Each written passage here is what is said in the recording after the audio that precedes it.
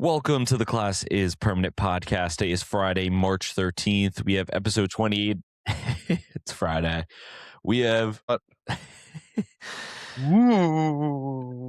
episode 28 here. As you can hear, it's a good one. We are down a man, but we are up in vibes. Not because we're down a man. We'll get into that, but we have a weekend preview, Champions League recap. We're going to get into tier talk. Yeah, let's get into it. Away we go. Class is permanent!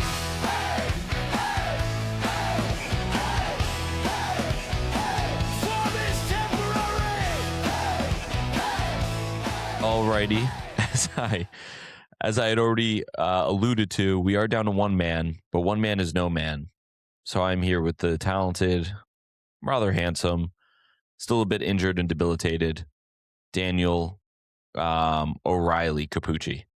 Wrong middle name, but we went over it. It's Shanice. But yeah, feeling good. E, how are you?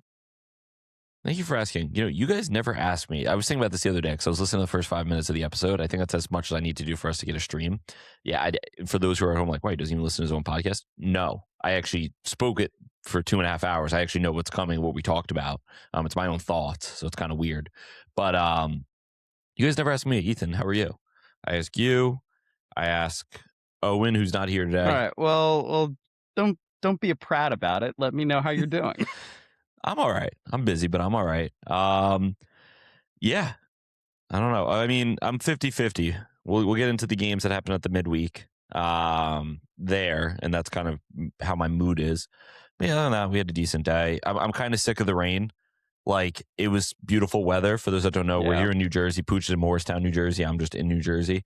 Pooch, aren't you in Scotch Plains? I am. Yeah, I'm very proudly. I'm a 908 Hood favorite. Are you Seneca Road, Scotch Plains? Oh, look at me on Pooch. I've actually been to Ethan's house. I don't invite him to mine. False. We were talking about this before. I invited Ethan to my apartment Saturday. I have a girlfriend, dude.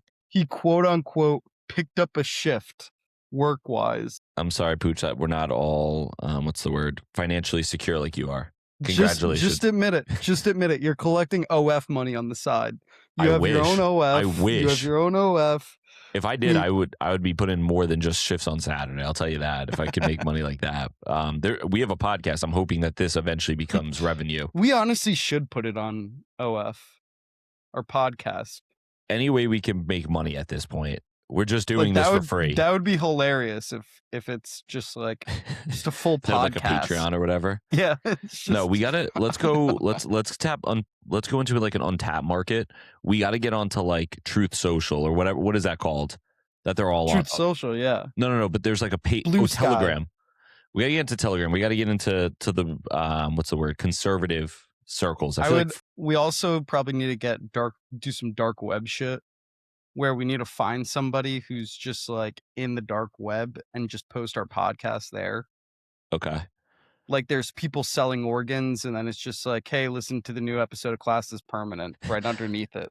Use promo code use promo code Pooch for a kidney off. Yeah. 50% off a for kidney. Half a kidney. Half a kidney, not the money. Yeah, as you guys could see, so Pooch actually works like full-time marketing, and these are our ideas right now. So we're in the gutter. But speaking of in the gutter, Owen is not here with us right now, which is heartbreaking. For that reason, we've actually we brought Brett back on for tonight's episode. So we're excited to have Brett produce for us. Owen had personal matters to handle. All good things though. Something about it was his girlfriend's birthday, and I don't know. Hey guys. Yeah. Oh, you want to read the message? Go Bayern Munich. Hey guys. Oh, you're being it's me, Brett. Hey. It's me, Brett. Hey guys. I like protein powder. I'm running a lot. Road.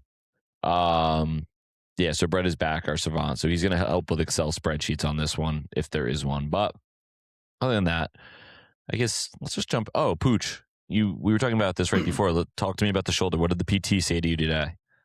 He said... The physio. Oh, he said,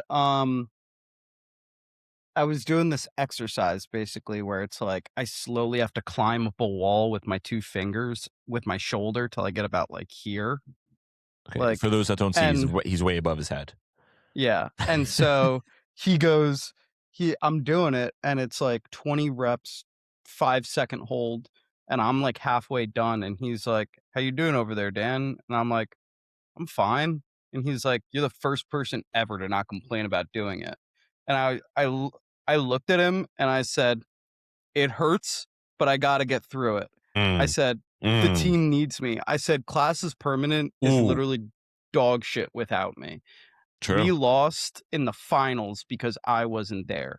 Yeah. Without me, that team is nothing. I said, "I need to get back to the boys." And this guy goes, "Class is permanent. What is that?" And I ran over there.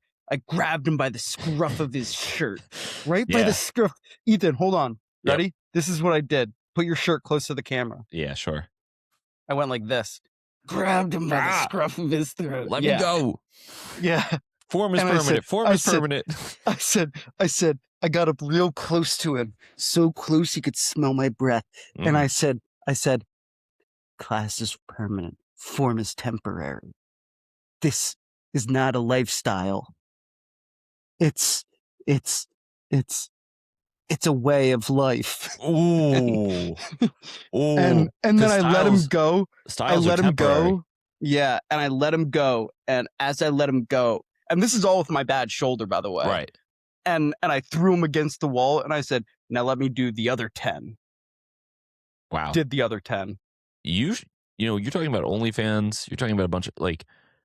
You should probably just get into fan fiction.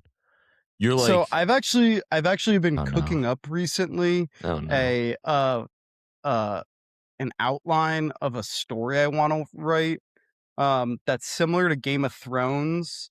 Okay. But it's not Game of Thrones, and it's more based in Good idea. reality. Okay. It's in my head. I haven't put anything down on paper yet. Yep. But I have an outline to an idea of a book series that would make me billions. What did Trump say years ago? It's like we have the I have concepts. I have concepts of a plan. Yeah. I have concepts of a plan, and that's me. That's Pucc right now. He has concepts of a plan of okay. That was awesome. Well, glad to hear that you're doing well with the shoulder. Yeah, we definitely need you. For those that don't know, we are I guess you'd say officially locked in here for a spring season. So that'll start over in April. The goal is 10 by 8, I think, in the spring. 10 by 8? 10 feet by 8 feet. You said the goal. Yes. 10 feet by 8 Yes. feet. Thank you for the dimensions. The goal is to actually film these and then be able to edit it. Maybe me and Pucc doing voiceover commentary on it. Every time I say a goal like this, I get nowhere near it because unfortunately my time is. You scored a couple last season. I did.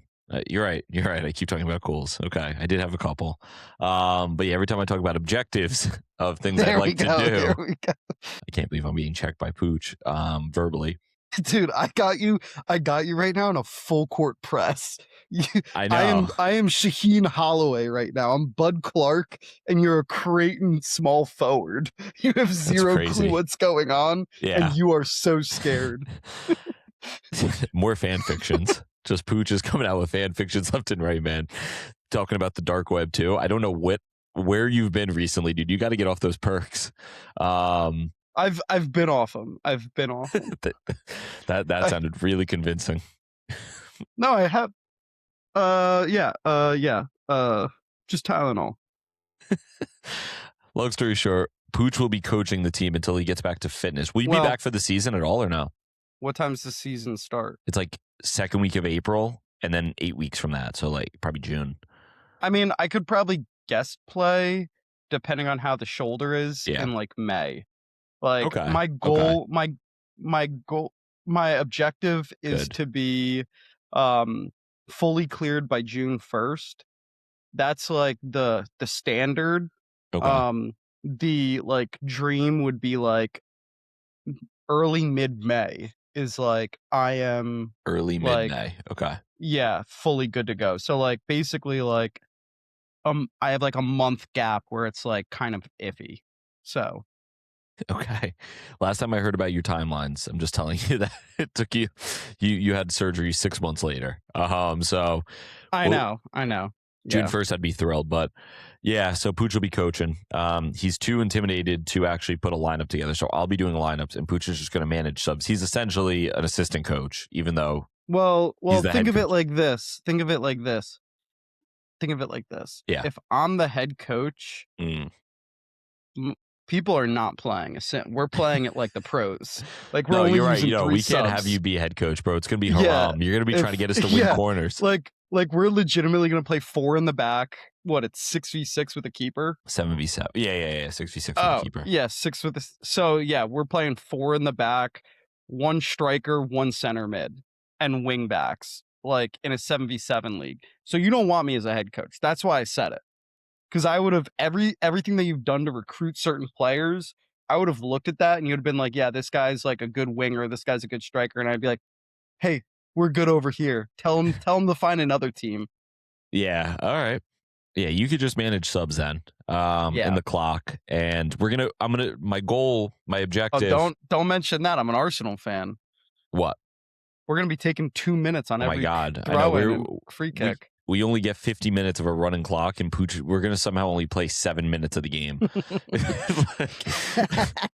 Yeah. You know, I appreciate you leaning into it. You know that I do, because on the last episode you were kind of waffling a little bit about it.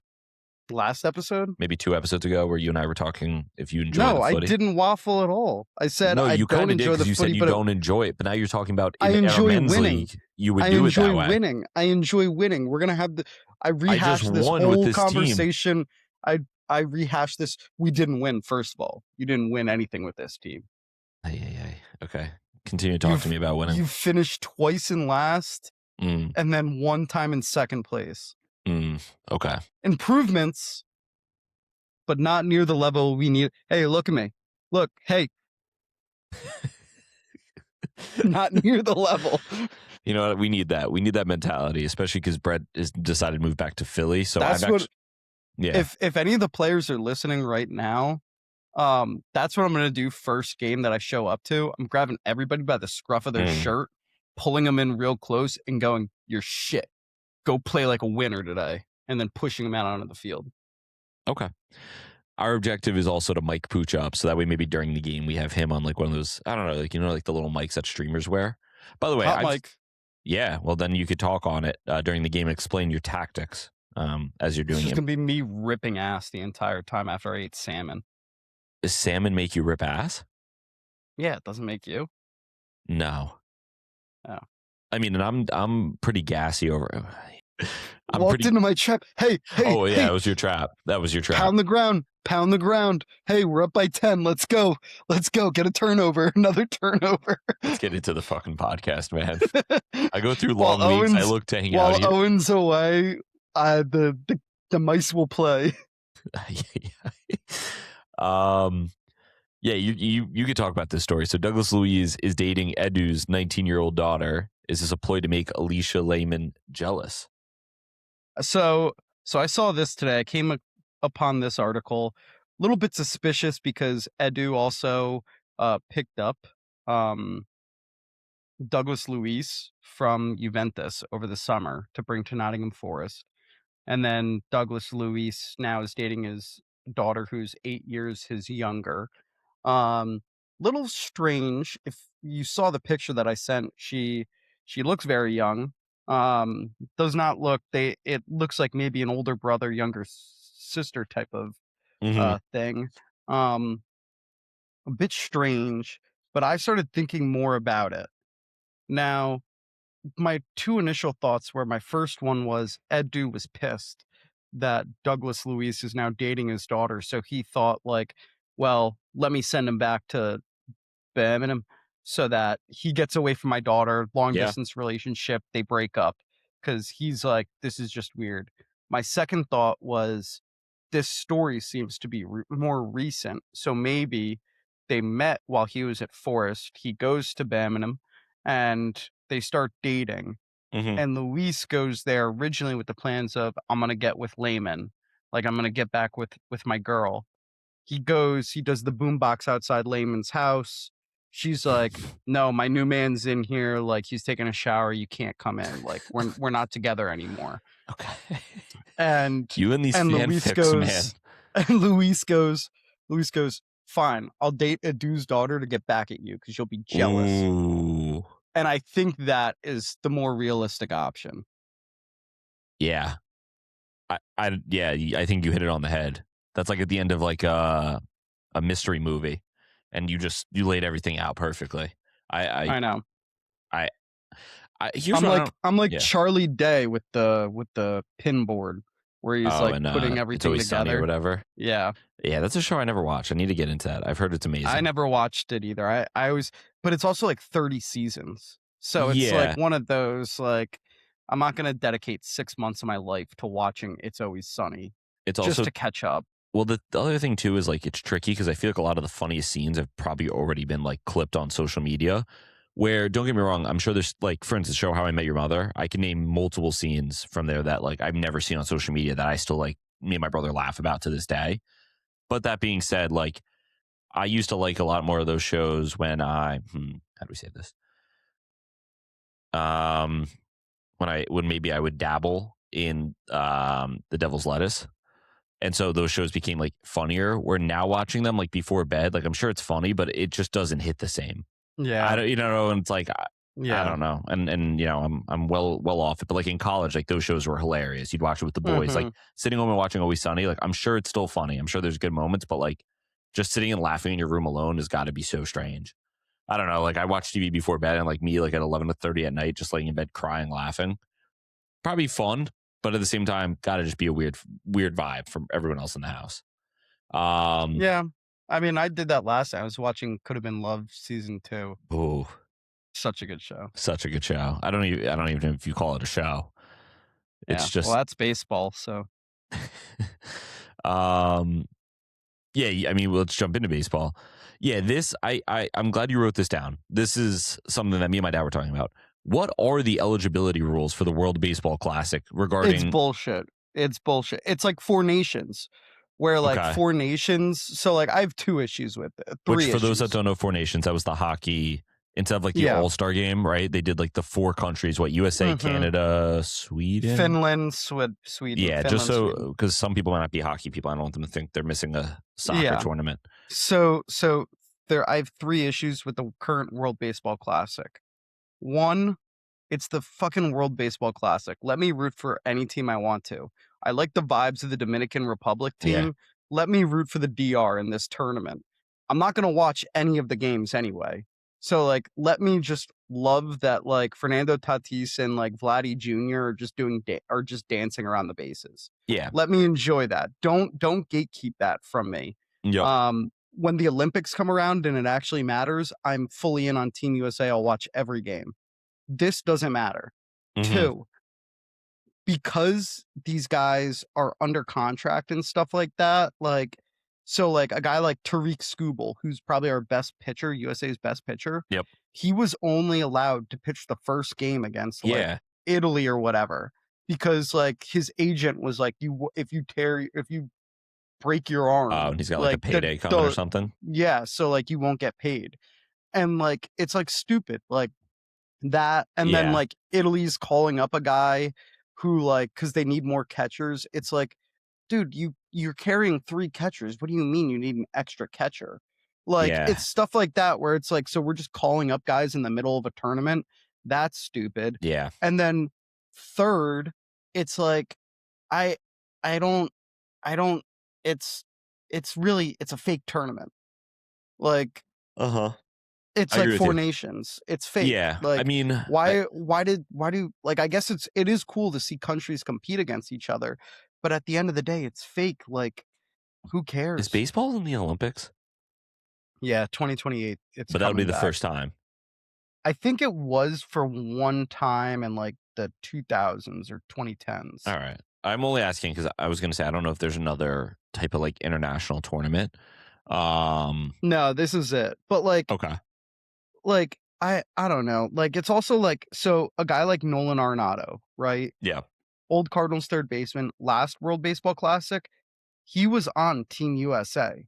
He's now playing for Puerto Rico. Like, Yeah, that's it's weird. just like What are we doing? it's just weird. Like, there's no like, it's Yeah, that's not like weird. a like once See- you lock into a team, they should do it like soccer, like Right. FIFA does, where it's like, hey, once you play at like the big World Baseball Classic or the Right. Olympics, like you're locked into that nation. Like, because they have the under 21 World Baseball Class. Like, you could play for USA under 21s, USA under Right. 18. I Like, didn't know they there's had all that those too. levels. Okay. Yeah, like there's all those levels. My neighbor growing up, fun fact, he played for like the USA under 15 team.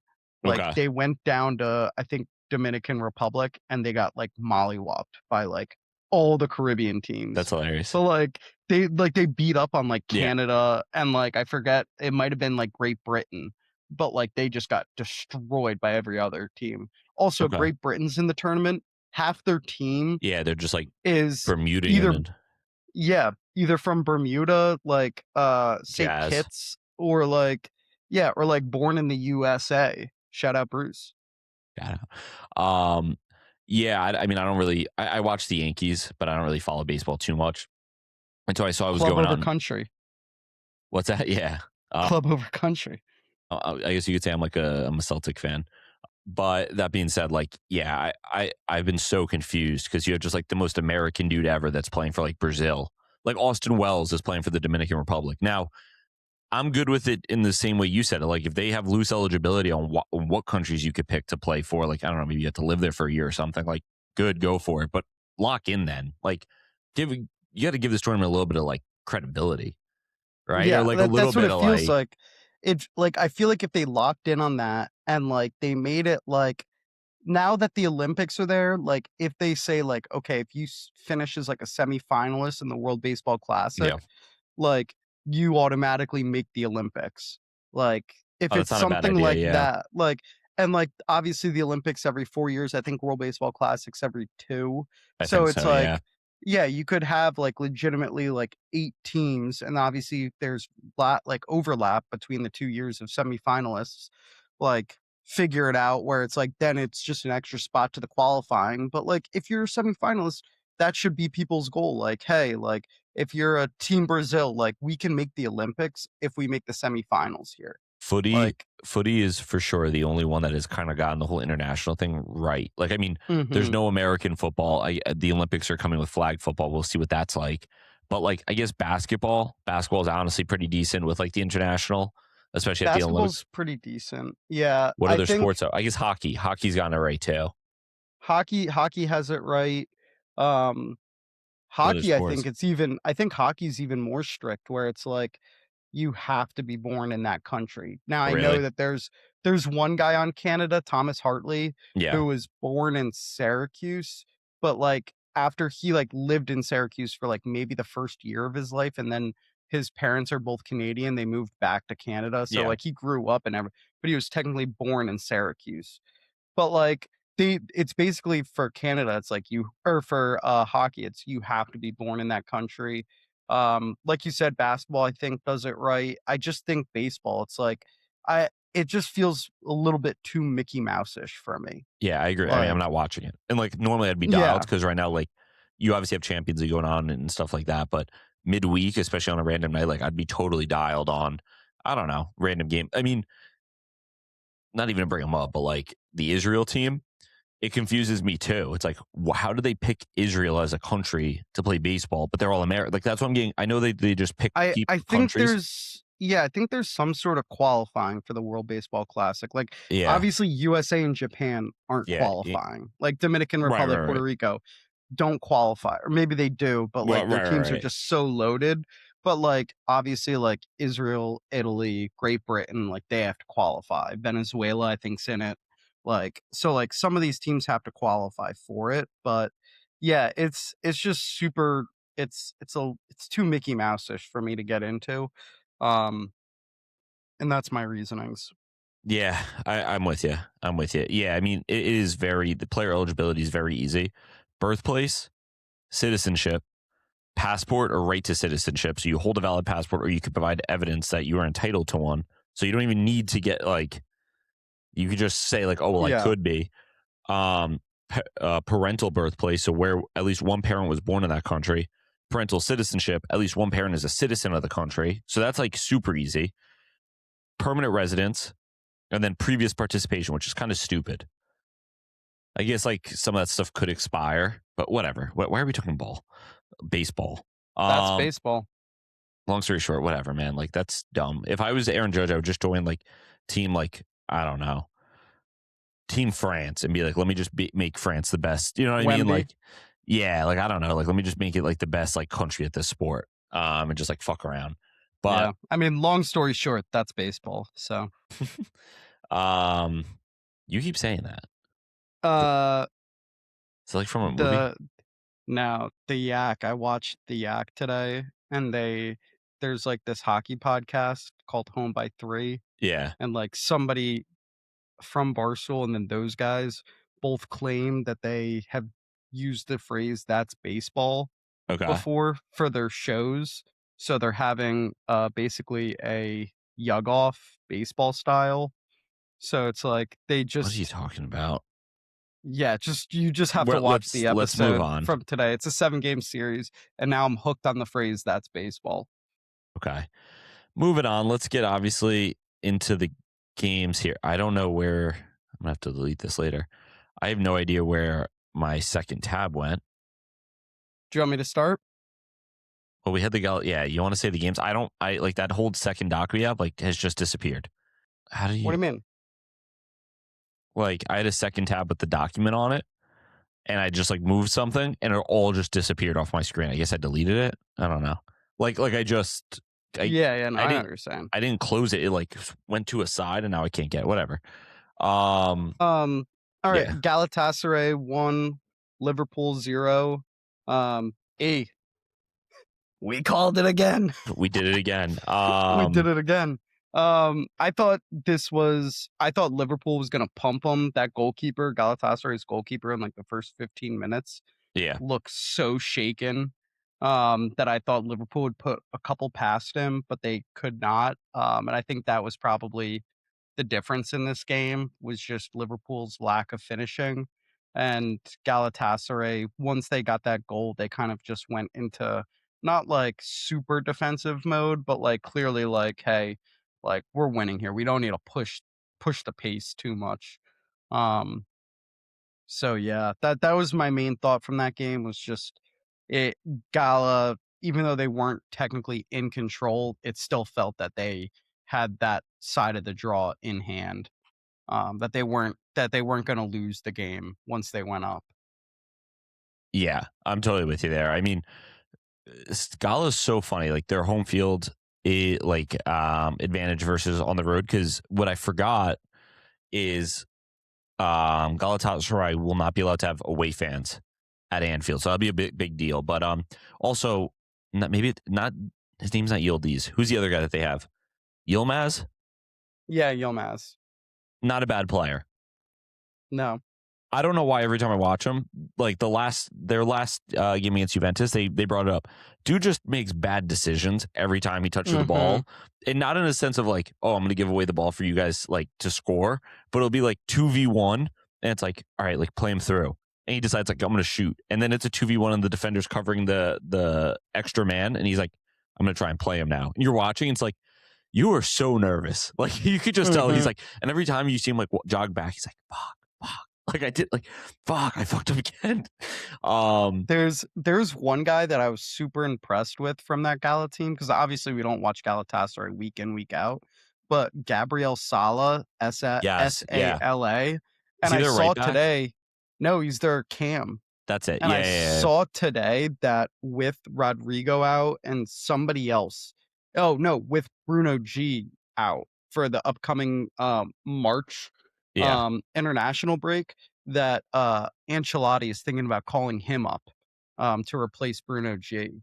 So like that, like I think he's a super young player. Like he's starting over Gundogan, like which is a pretty big deal. Yeah, like of course, he played pretty well. So I was impressed by him, but I think this tie is going exactly how we drew it up, where Gala's going to win if Liverpool can keep it close. Like they're advancing through in the second leg at Anfield. I also saw today that apparently there are people online, not Liverpool fans, but like people of the media saying that when they went to Galatasaray, like it was unreal, the atmosphere, but like they were like, I think Galatasaray is pumping in crowd noise like the 2018 Falcons, because there's no way people can whistle for 90 minutes straight. And I saw that and I was like, I feel like that's wrong. Like, I don't think that's true at all. But Yeah. I love the idea of like Galatasaray looking at Arthur Blank and being like, we got to do that. Like, we gotta pump in noise like the 2018 Falcons did. I mean, I never really thought of it, but I wouldn't be surprised. I mean, also the Turkish league is kind of just slimy like that.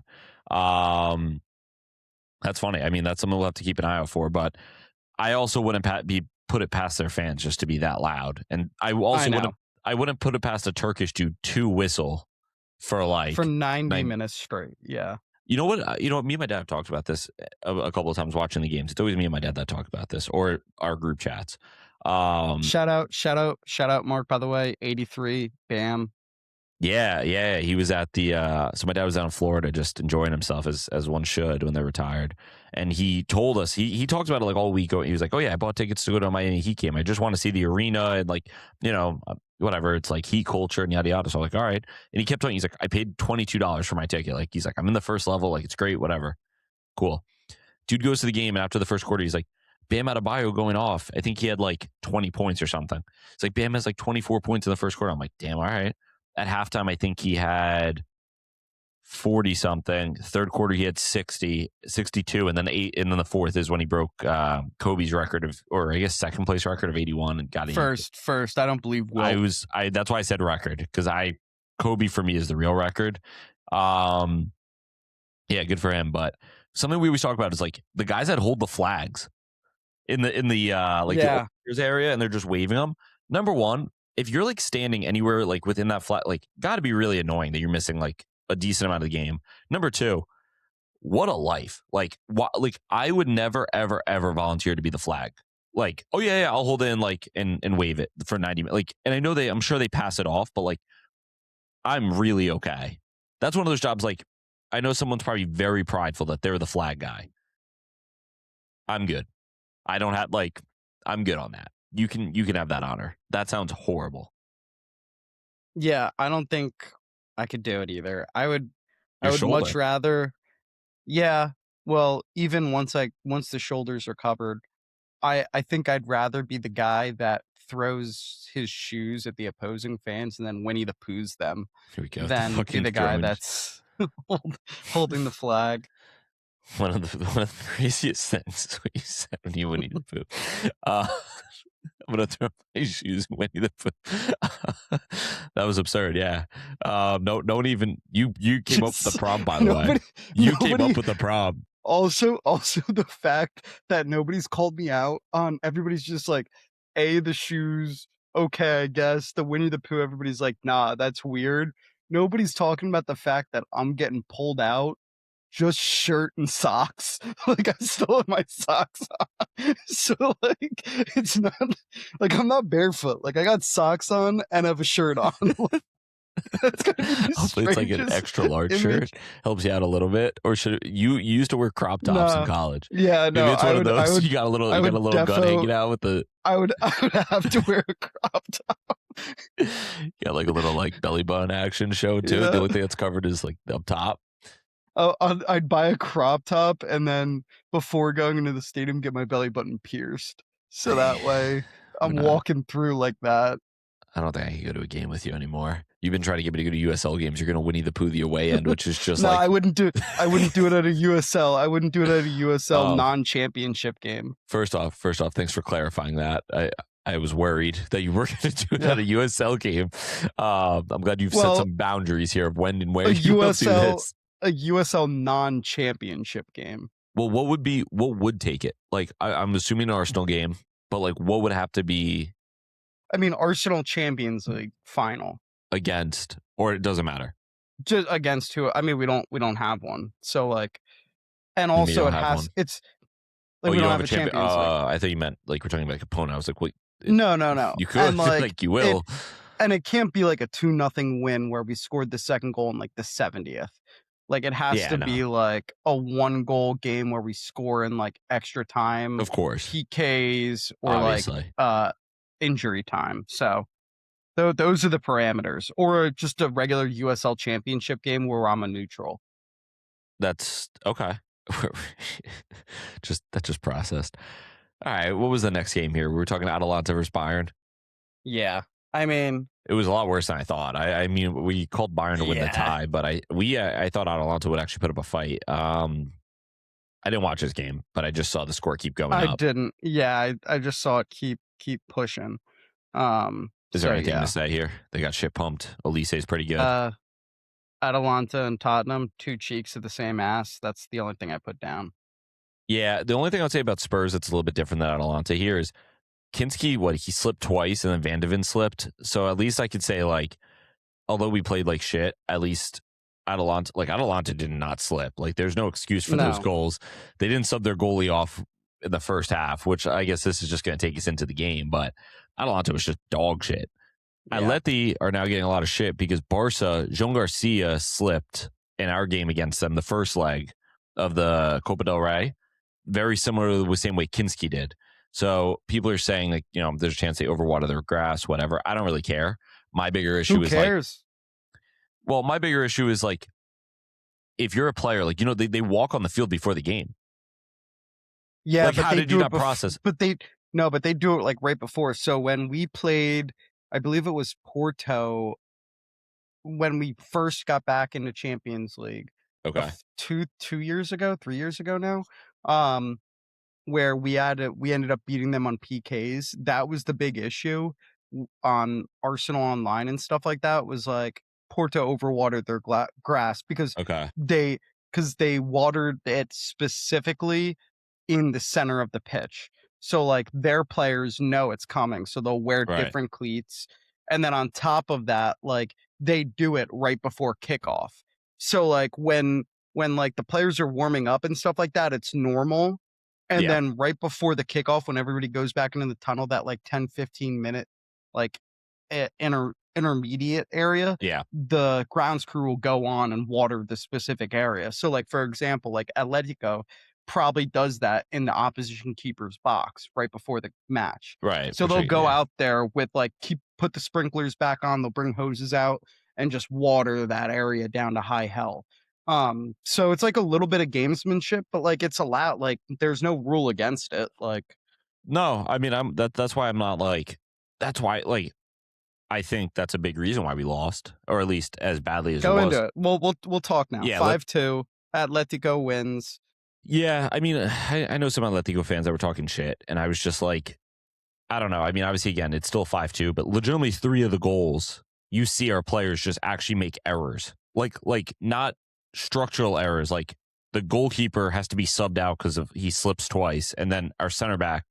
Now, Ainge said it best too. I mean, the problem is when you're as desperate as we are, you start to like overplay, and that's probably a little bit why they're also slipping too. Like, he's like, instead of you like feeling calm enough to like settle a ball properly, you might start like lunging for a ball, and now you've missed it, or now you've overstepped, and now, you know what I mean? I don't want to also overcoach. Yeah. Because I know Vicario hasn't been playing well in the recent weeks. Right. You like overthink but you don't throw a young goalkeeper into the Metropolitano for like his first Champions League appearance and expect him to be like light the world on fire. Like that.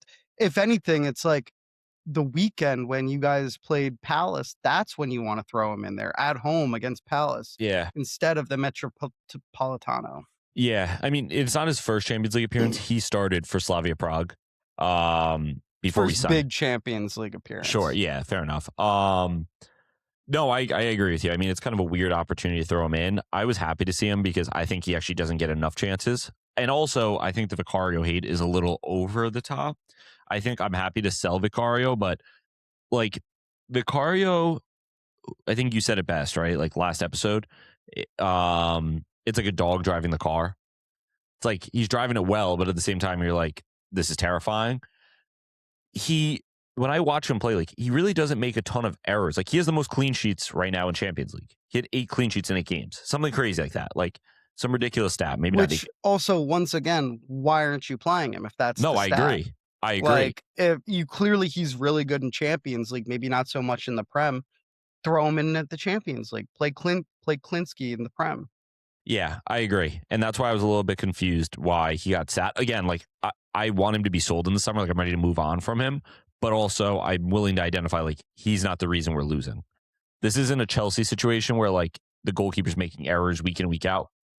He makes me nervous, but he really doesn't make errors. Like, yes, his distribution's god awful. The guy's not good with the ball at his feet. But as a proper shot stopper, he could do the job. So that was a little confusing. I was happy to see Kinski get an opportunity because, again, I like him. I rate him. But yeah, and this, I've been calling for Tudor to be sacked prior to this game, but after this game, and I think they're going to give him the Liverpool game because there's very little chance we get a result there regardless. So instead of throwing a new manager in with like 3 days to prep, they're like, we're just going to let Tudor try and rock it out, and we'll probably sack him on Monday. And just to be clear, I don't think it's Tudor's fault. I just don't think he's gotten a reaction out of the team. And I just think you're insane if you're just going to hope that it changes. You know, like I think, all right, If I was Tottenham, I'd get rid of every player that's been there for 3 years or more this summer if you stay up. They're talking If you about stay things like up, that, yeah. If you stay up, like I know some of these guys, like you guys love, but like some of them have, like I know you guys are already getting rid of Basuma or whatever, but like, and I know Sar, I actually really like Sar. Gotta Yeah. go. Like anybody that's Yeah. been here and has been starting for 3+ for 3 Yeah. years has to go. Like a guy like Madison and Kulusevski, obviously, I think you'd want to keep. Yeah, Like they just also because haven't they've played been this year. hurt all this year. But like other guys, it's like, dude, pack your bet. Like Richarlison, like Yeah, gotta he'll be go. gone in the Like summer. they're just, it's just like a long list of players that it's like you have to start over from scratch with like Yep. basically young and basically do what Arsenal did with Arteta when he first came in, Mhm. where it's like get rid of all the guys that have made this club kind of toxic and just promote a bunch, like have Mikey Moore step in, I be agree. like a leader on the team, and like have some of the academy guys step up, and then at the same time give a lot more time to young players. Like you guys might not be good, you guys might not make Europe again next year, but like at least have those guys learn together. I mean, I'm fully in agreement. I mean, I think the biggest issue with this team, number one, like there needs to be a huge overhaul of our fitness staff, our training. I don't know, because like this is 2 years in a row that you've had huge injury crises, which part of it comes down to recruitment and making sure you have plenty of depth at every position. But like no other team has had injury crisis like this in back-to-back years, and these aren't broken legs. Yeah. What you need too is like a dictator at manager. And like, Yeah, I well, hate to keep bringing up Arsenal involving it, but like, I think Arsenal would be the blueprint for what you guys want to do in terms of like rebuilding the club, haram. where it is like, no, Haram. not the style, not the Haram. style of play, but like having a manager that like literally got rid of 3 different sporting directors and he's the last one standing, and he has like the biggest voice in the owner's ears. I agree. Where Well, it's like he sits there, and if Arteta says like, hey, if Arteta tomorrow was like, hey, Saka, I want off the team, they would get Saka off the team because Arteta Yeah. said it. Like it's I literally agree. stuff like that where it's like he was telling Edu like, I don't want Aubameyang anymore. Nobody wanted Aubameyang. We just like released him. Like, which is you Yeah. never see that in football where it's like your club captain who had the most amount of goals the past however many years, you just release him, like just for disciplinary stuff. And it's like stuff like that where I think you guys need a manager to come in and basically be like, this is the guy that we're going to bring forward. We're going to back him no matter what. Like the first couple of years might be rough, but like he'll get us through.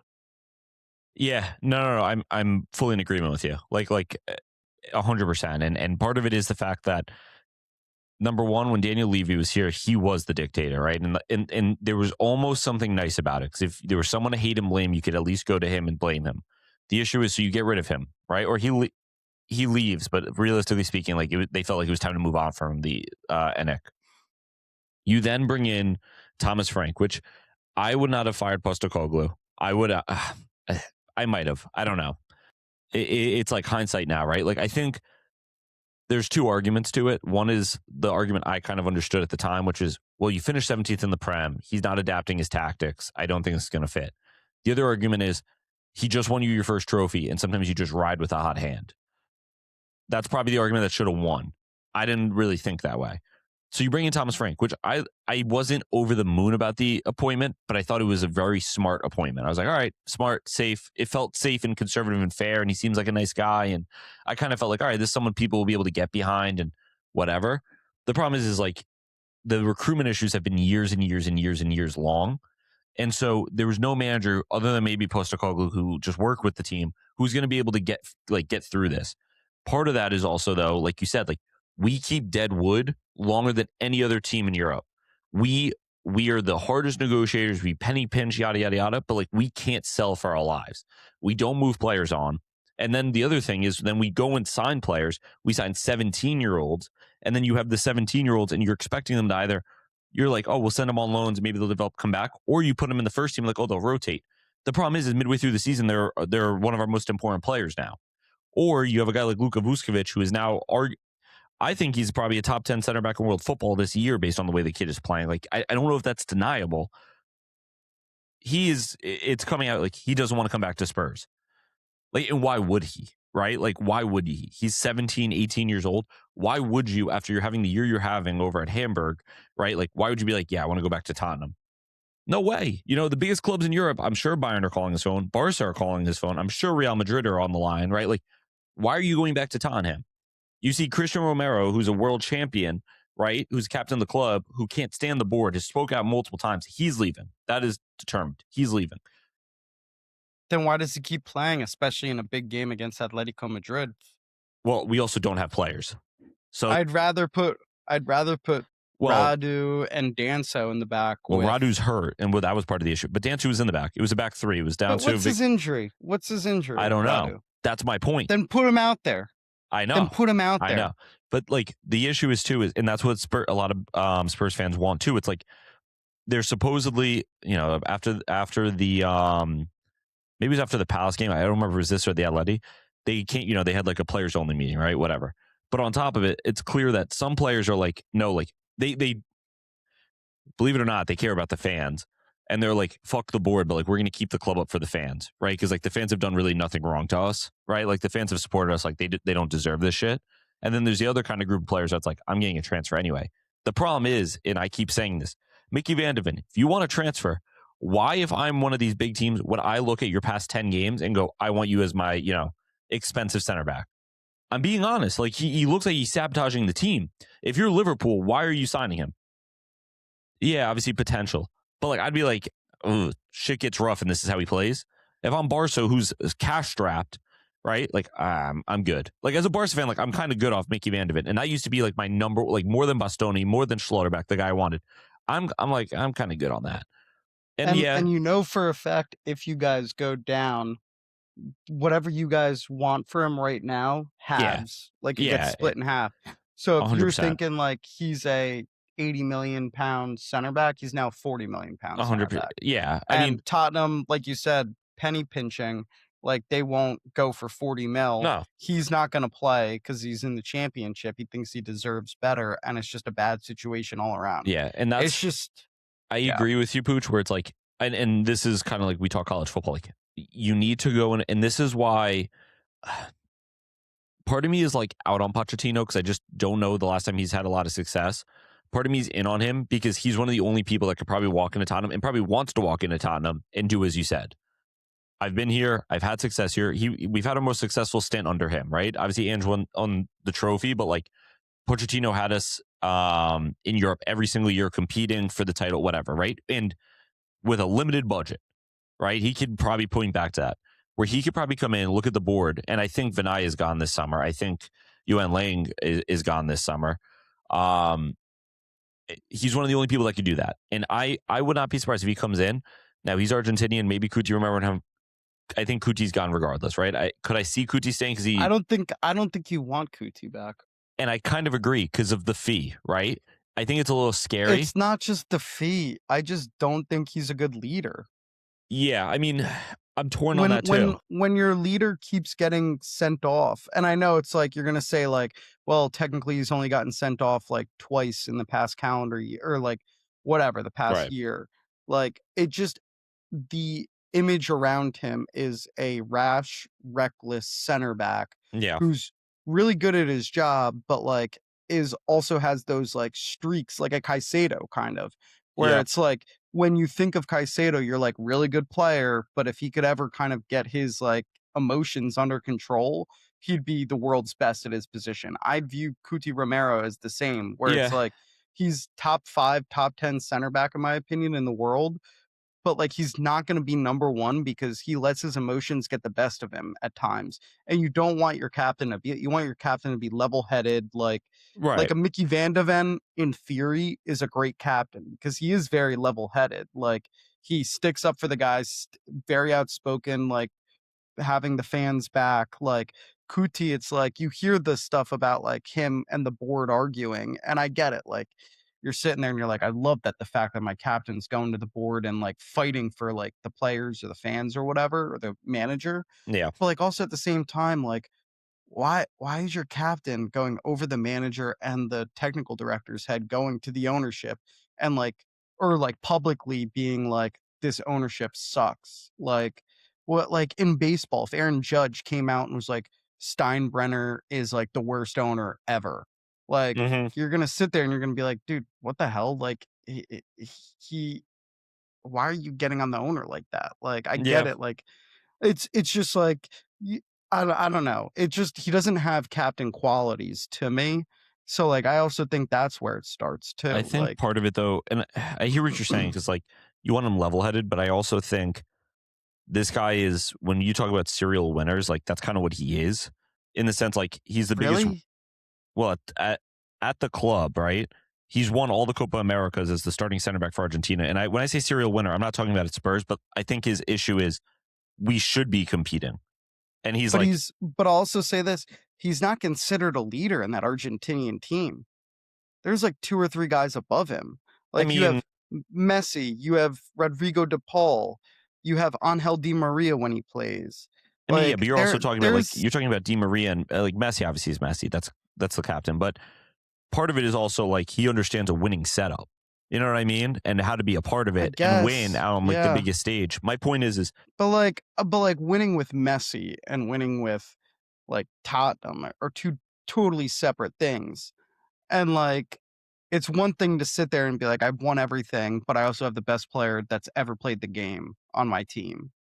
yeah, Compared to like a guy like I don't know, like who Mhm. just won the most recent Euros, Spain. Like them being like our captain and leader was, who was it? Who Alvaro was the Morata. captain? Yeah. Morata is like, it's just that to me is a good captain. Like he's a super kind of just good player, like level-headed. Like I mean, I don't know. I don't know. I'm not a fan of. I'm a fan of Cuti Romero and his play. I'm not a fan of everything else around him. He wouldn't be, after Sonny left, he wouldn't have probably been my first choice captain. My first choice captain was James Madison, because he's been there. Like if you watch the videos in the back, like the players love him. Like you said, level-headed, whatever. I also think like, and this is going to sound so bad, like I think there is something about being English and being the captain of your club, if that makes sense. Not so much like the language. I just think there's something about like for instance, I don't know, like when I think of Tottenham, I think of like Harry Kane as our captain. Sol I mean, Campbell. Hugo Lloris, I guess, was our captain. But my point is like when you had Harry Kane on the field, it was like he's the captain of the English national team. Like English player gets it from here, right? Like not interest. Like Kane. I mean, yeah, there was years that he had links to whether it was like Man City or whatever. But you kind of always knew like I don't really think he's going to leave Tottenham if he's leaving in the Prem. It kind of felt like he was always going to go like abroad because other teams were calling. I don't know. Mm-hmm. I just feel like with Spurs, we are in a really weird spot because they've done on one end, they've done a very good job in recruitment. Like Mickey Van de Ven, Cuti Romero, like 2 guys, you signed one from Atalanta, you signed one from Wolfsburg. Like people didn't know them, right? Like some of these moves you made are great. It's just, you haven't really done like it's like climbing Mount Everest. And it's like you got to the peak, but you somehow didn't climb like the middle part, if that makes sense. You went almost from like base camp to the top and all that middle's missing. I don't know how to explain. Like You didn't there's no get foundation. adjusted. You didn't get adjusted to the air elevation, Yes. and now you're short of breath. Exactly. It's like you didn't bring enough equipment or something. So it's like, yeah, you have some really nice pieces of equipment and you made it to the top, but now you're like, oh shit, like I Nah, can't breathe. You were right. You were spot on with the Mount Everest because I watched a documentary about Mount Everest and what they have to do, and they basically like have different camps along. So like they'll hike up to like base camp 1 or whatever camp 1, and then climb down the next day. So you get adjusted to like Right. the less oxygen level at the top. So like on the final climb, you're like, all right, now we're just gonna go straight from here to there. But like Gotcha. we've already gotten adjusted like Right. physically. We have like 'Cause, a like, if foundation here. It's just we're in a weird spot where whatever. We could talk about this for hours. there is no passion, there is no That's vision. what it feels like. If the oversimplified roadmap for me is like you said, number one, you have to find your leader. If it's a Pochettino, it's Pochettino. Who I don't care who it is, but it can't be You gotta find a dictator. right. That's my point. Like you have to find like your CEO. Yes, he's here for 4 years, 3 to 4 years, whatever. We're building a project around you. You then go in, Romero, you're out, right? You're sold. Boom. You find some of the probably the current leaders who are probably not leading correctly or just been part of like the prom. Hey man, we're gonna let you just go. Like thank you. Like we're gonna sell you off and let you like just move on. You also got to bring in cheap leadership. So like for example, Arsenal, when Arteta first came in, 2 of his first signings, which a lot of people forget were his first signings, were Cedric Suarez Ugh, and Pablo Mari. Not guys my that you're God. like crazy about, right? Like even when we signed him, Right. I was like, why are we signing these backups? But like a lot of the guys to this day credit like Asaka, Smith Rowe, like a lot of these guys, the younger guys that are now stars in this Arsenal team or like in the Prem, credit like Cedric, for example, for being like a leader and a professional and Yeah. showing them like, hey, like you come to training, you work like outside, have something to do, like have hobby, like kind of like just being what a professional footballer is. Yeah, you And need so that. guys like that are important. So like one move that like at the time in January, we were kind of shaking our heads at like, why are they going for this guy? But I think it makes sense to add him would be an Andy Robertson, Yeah. where it's like you talking about a guy that's climbed every mountaintop that there is starting.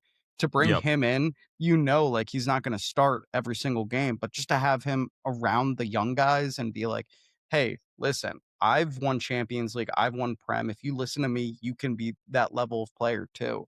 Like, I feel like a lot of these players, especially the younger ones, would listen to a guy like that, where they're like, No, I agree. he wouldn't be super expensive. You don't have to sign him to a crazy 5-year deal. It's like a 2-3 year deal and just have him around. We signed David Luiz. Once again, another guy who a lot of the young guys credit with like a lot of their kind of upbringing within the game, where it's like he helped me with X, Y, and Z about being a professional and how to play. So Yeah. I do think some of those, that to me, and we'll move on to Chelsea at some point. That's what Chelsea's missing to me. They have Yeah. all these young, talented players. They don't have any leaders. Like, Yeah, Spurs need a lot of things. The first thing is finding the big leader. Obviously finding, like you said, like the dictator, the CEO, whatever you want to call him, going from there. And there needs to be a big squad overhaul. And there's going to be some painful transfers in that, like people you don't want to see go or fan favorites is what it is. Let's keep pushing though, because we could talk Tottenham every single episode of the show with what's going on. Newcastle versus Barca. So Newcastle and Barca, we draw 1-1 with Newcastle. Yeah, at the end of the day, I was kind of hoping for a little bit better than the draw. I'll take it because at some point it looked like it was going to be a loss. Danny Olmo, what a body feint to draw that penalty. Ridiculous. And then obviously Lamine is just a king. Kid just literally does it all. Like, just does it all. Scores penalty. Like, I don't know. Beast. And it's not like he was just the guy on the field that they trusted to take the penalty. He's like Barca's penalty taker, like over Lewandowski, over Rafinha, which to me is like really impressive at 17. We obviously need to come home to the Camp Nou, and I think we'll take care of it there because the second leg, it seems like Barca's been approved to up the attendance because right now with the stadium like slowly reopening, I think we've only had 30 to 40,000 people to now 62,000. So it should be an awesome atmosphere. And I believe in that bill or whatever got passed to allow them to open it. They call it like the Grada de Animación, which is essentially just like the supporter stand. I believe that opens. So you're now going to have like a proper like ultra supporter stand back with the fans. So that'll be good. But shout out to Newcastle. I mean, anytime we play a Premier League team, especially like a proper Premier League team like Newcastle, and the fact like they just play very like physical, I think our team is going to struggle. A lot of people are like Joelinton boss that midfield. He just gets away with fouls. And like that's not really bossing a midfield that you're just getting away with fouls. I don't know. Maybe it's me being soft, but when I'm watching, it's like I didn't really think he bossed the midfield. There was a couple where I was like, oh, that's a foul, and he runs away with the ball, and I'm like, okay, I don't know. I'm usually pretty fair. I feel like where I'll tell people to get up, but yeah, it is what it is. Not a bad result. It's over obviously in Newcastle at St. James, which is always a tough place to play. So I'll take it, I guess. I don't know. Yeah, I think that once again, this reminds me very much of, we'll get on to Arsenal, but the Arsenal type of draw for Barcelona, where it's like you go away, you just get same with Liverpool. Yeah. You go away, you get a result where you're like, we could definitely turn this around at home. Like, it's not too like, oh shit, like we're kind of screwed here, but like you got the away leg out of the way already. So like, I think we'll be good. Yeah, I'm really not stressed. I mean, that might come back to backfire on me. That's also why I didn't really watch the Spurs game, because it was at the same time as Barca, and I was like, this is gonna be a better game. But yeah, that being said, I mean, I think we can move on. I guess you kind of said it for Leverkusen and Arsenal. How do we feel about that penalty? Or do you want to talk about the game first and we get into the penalty? I mean, we could talk about the game first. You break it down. I think our attackers played like ass the entire game. Like, Mhm. there was no point in that game where I was like, and you could probably see like on just the basic stats, you're like, oh, Leverkusen played better. Like Leverkusen had more shots, all of this. Their shots, I was never scared of any of their shots, and until like that Grimaldo header, which ended up leading to the corner and the goal. Those were the only two times where I was like, oh man, they have a chance. Every other shot that they took was like outside the 18, kind of flare ball right to Raya. Yeah. So it's like I wasn't like scared that they were ever gonna like really go 2-0 up, 3-0, or like even like when they went 1-0. Like, it wasn't like one of those games where you're like, man, we're in a dogfight right now. They just our attack, Saka didn't play well. Martinelli is the CR7 of Antony's. Like, Yeah, that he's is just like he's like he's really good at finishing. But like he's like Antony, where it's just like pace and like one or two of the same moves. Like, that's all it is. But he's like all pace. Gyökeres I thought had a fine game, not his best performance. I think when Havertz came in, Havertz played better. But like our attackers just didn't play well. Madueke, when he came in, changed the game because he was just so much more direct. And like that was the thing that was frustrating me with Martinelli, where it's like any single time Martinelli touched the ball, he would like either go to the end line, just sprint to the end line, and then try and put a cross in that wouldn't work, or he'd like look at the defender and immediately pass back. And like Leverkusen got all their guys back behind. And it's like he didn't have that instinct to kind of like counter. So I think, yeah, that was our game. We just played sloppy in attack. I think we can overturn it at home. I think we'll play better. As for the PK, I think it was a BS PK, but you want to know what? I'll take it. Like, hey, you gotta take it. But I don't think that was like a PK. Like, that was soft. Like, technically, yeah, I guess by the letter of the law, it's a PK because Tillman did touch him in the box. Yeah, it was a penalty, but and also at the same time, like, and Endrick should have probably gotten a red 4 minutes into the game. Like, he got a yellow card within the first 90 seconds of the game, and then a couple minutes later, on a yellow, Gyökeres puts a ball past him, and he just shoulder checks Gyökeres in the chest. And it's like I was like, oh my god, this guy's gonna get like, they're not gonna send him off because we're only 4 minutes in, but they might send him off. Like, that would have been a first yellow right there. Like, that's a yellow card right there. So yeah, I agree with you, Pucc. Always sad to see an American get concede a penalty. I'm surprised that you guys let Havertz take the pen. I'm not. Would you rather Gabriel Jesus take the pen? I mean, I don't know these guys enough. Would you rather? Here's my point. Noni Madueke? Would you No, rather definitely not Noni. Martinelli? No, I don't probably hate Gabriel Jesus. I don't know these guys' penalty records or whatever. My point though is like that's a lot of pressure for Havertz, and he doesn't feel like the type of guy that always handles pressure great. Yeah, but like, I mean, he scored it.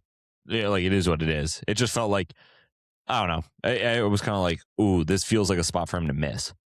Do you know what I'm trying to say? It feels like more of a setup to miss than it does to score. Whereas, like, I would just give it to Jesus and be like, just take your penalty. Like, and he probably just slots it because it's another game, it's another penalty, whatever. But I don't know. He scored. Doesn't matter. Just something that kind of crossed my head there. But all right. Let's jump in here to the Bodo Glimt for Sporting. I was all over it. Oh my God. This is a real team, bro. They just play ethical footy. They are like, if you're talking like a political scale of like where Arsenal are like North Korea dictatorship. And then like Bodo Glimt are legitimately like, they're like Norway. Just like freedom, good healthcare, happiness. They just like, I don't know. I keep seeing a lot of like coaching and scouting stuff on them. They just like make like amazing runs. They possess well. They all work it. Like they play as like such a proper team. I don't know. Yeah. Sorry, hold on. Timmy is asking me about hospitality or tickets for Arsenal, and I'm like, I can't be having this right now, because I'm not an expert on like how to get tickets. Yeah, I don't know. Like I don't even know how to get those. Jimmy's literally in London. Like he's Yeah, why would living in Timmy not London. call him? Well, it's the time difference right now, but like it's also just like whatever. Yeah, I mean, I'll hand up. I got this one wrong. I thought Sporting would win. I also think it has to be said that, or there is something to be said about Bodo not playing for 2 weeks, and like I think I've brought it up multiple times, getting to focus solely on Sporting for 2 weeks. I mean, you're seeing PSG is like their players, Bodo's players, fully fresh. PSG's Yep. the French league's canceling games on the weekend so PSG players could be fresh, which I think is BS in general. That you could just cancel a game because you want your Yeah. premier team to like be fresh Yeah, that's weird. midweek. But like you're seeing with PSG too, where it's like they're playing really well because they basically could just be like, all right, we're focused on Chelsea this midweek. Like it's just so weird that or not weird. It's showing how much like rest and recovery actually matters in football, where like a team like Bodo is able to beat Sporting 3-0 and beat Inter over 2 legs because that's the only game that they're playing. Yeah, it's their only focus. Yeah, I'm with you. I hear it. It is something very interesting to look into. Because I've also heard people talk about in the past, like, what if we did a Champions League tournament that after the league is played, so everyone's league ends in May, right? You just play your league, and I don't know, play your domestic. Then in June you play like, or something like that. It's like June 1st, like Champions League starts, and so that way, for instance, Leicester when they won the Prem, they were in the Champions League the next year. The problem is that team got picked apart. Yeah. So you don't get to actually see that Leicester team play in the Champions League, which happens to a lot of smaller teams. Always something I've considered. It's like, that'd be kind of cool. So that way the team that qualifies actually plays in that tournament.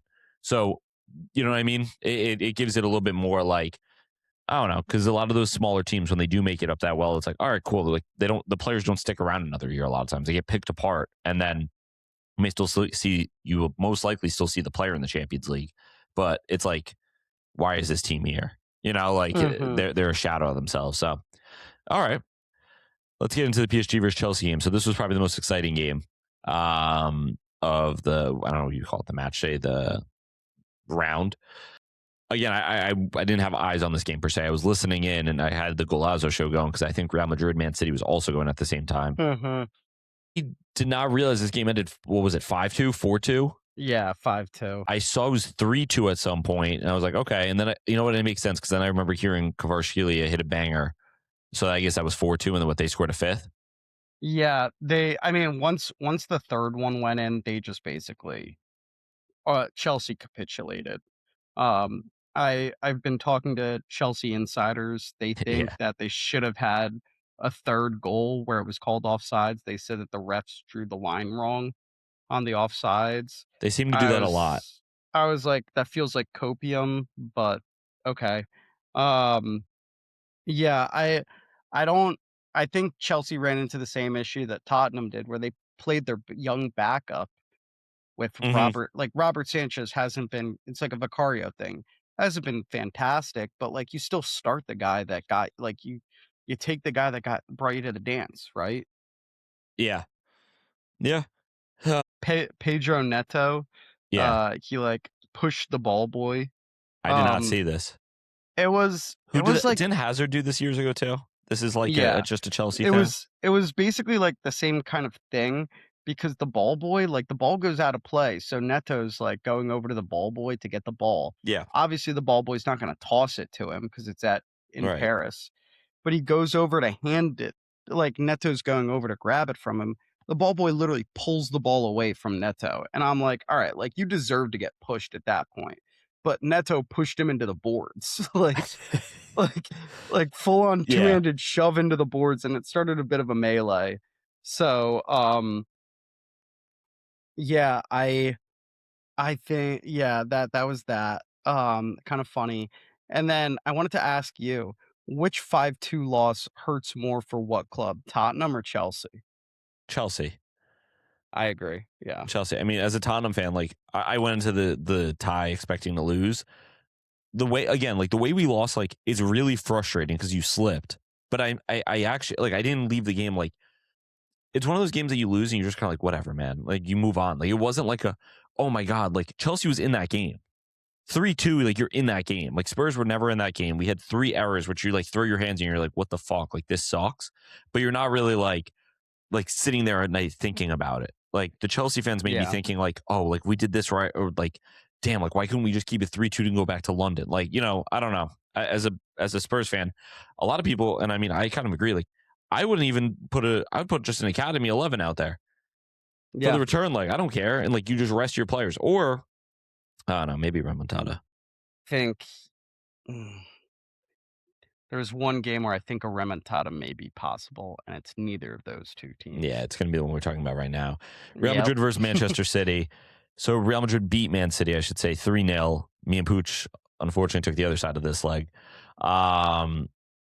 Yeah, I mean, Well, this was no, wait, hold on. I said Real you're right. Madrid. You took Madrid. You took Madrid. Yeah. Um, yeah, Valverde is just a dog.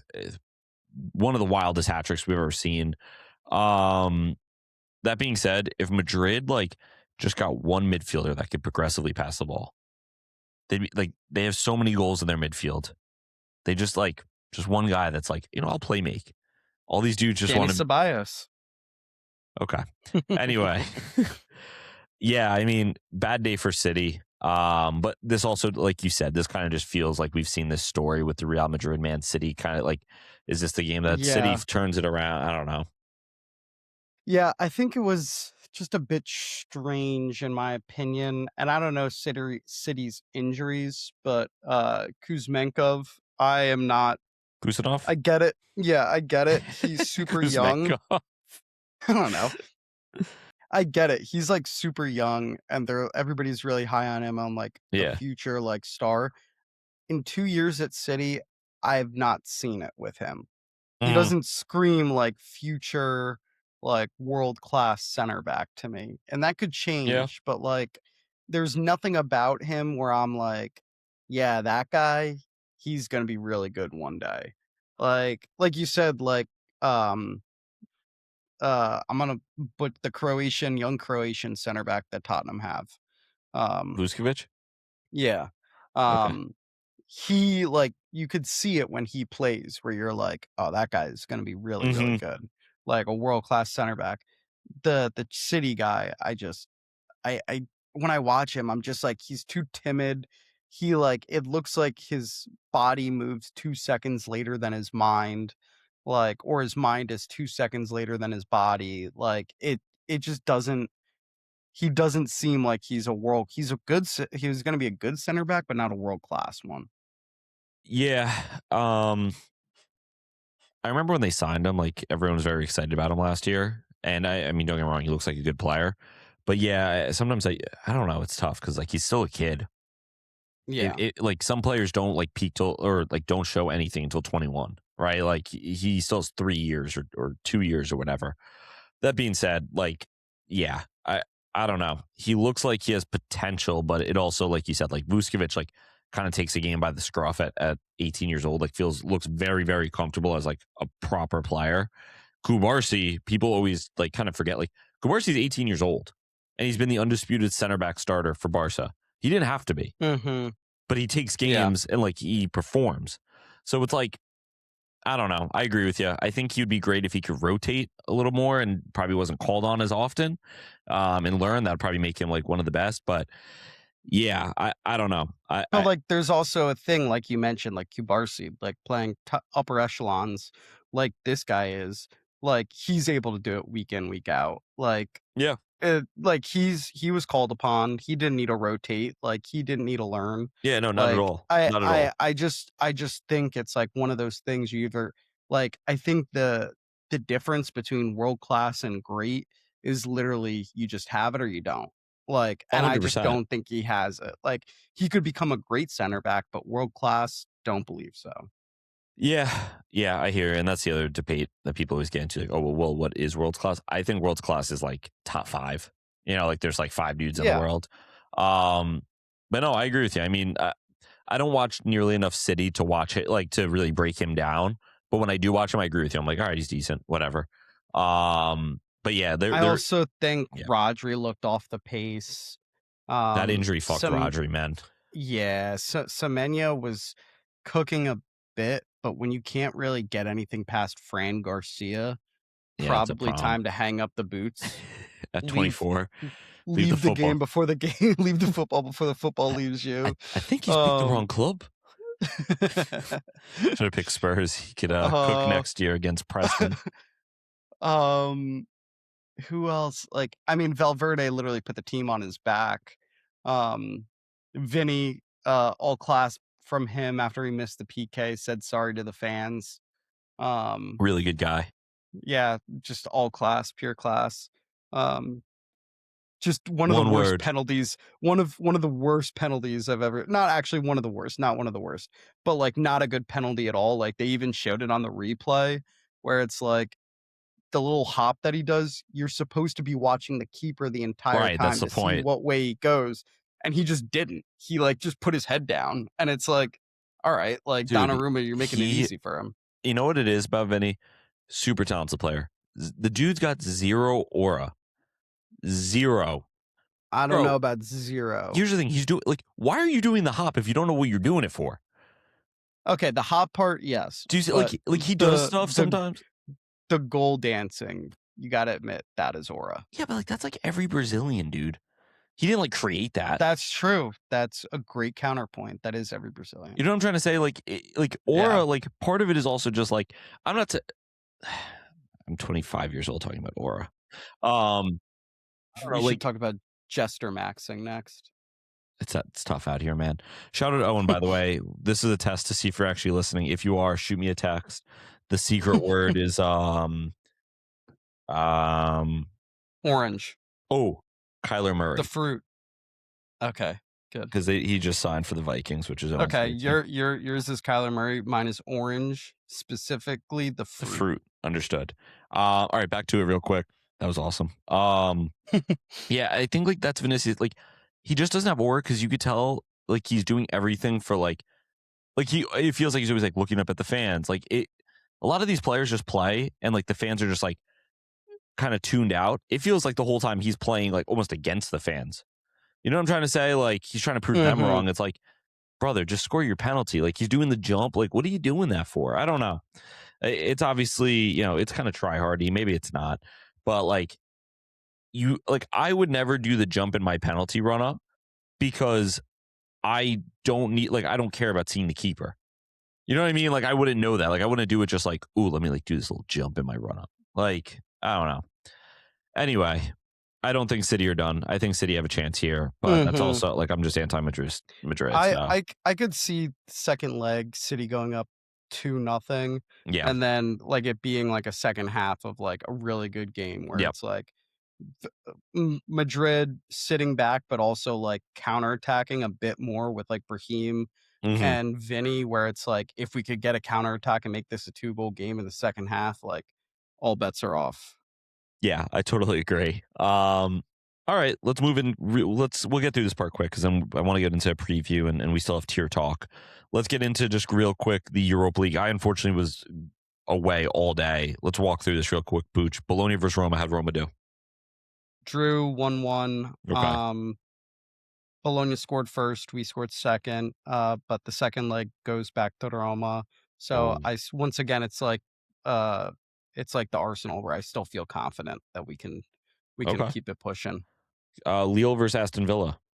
Aston Villa won 1-0, but Lille kind of held the game. Wouldn't be shocked if Lille turns it around at Villa Park Yeah. just because of all the injuries that Villa have. Okay.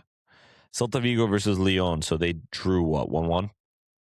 No, Lyon won 1-0. Celta Vigo, Ooh. Borja Iglesias got a red, so he's done for the second leg. No, they drew 1-1, dude.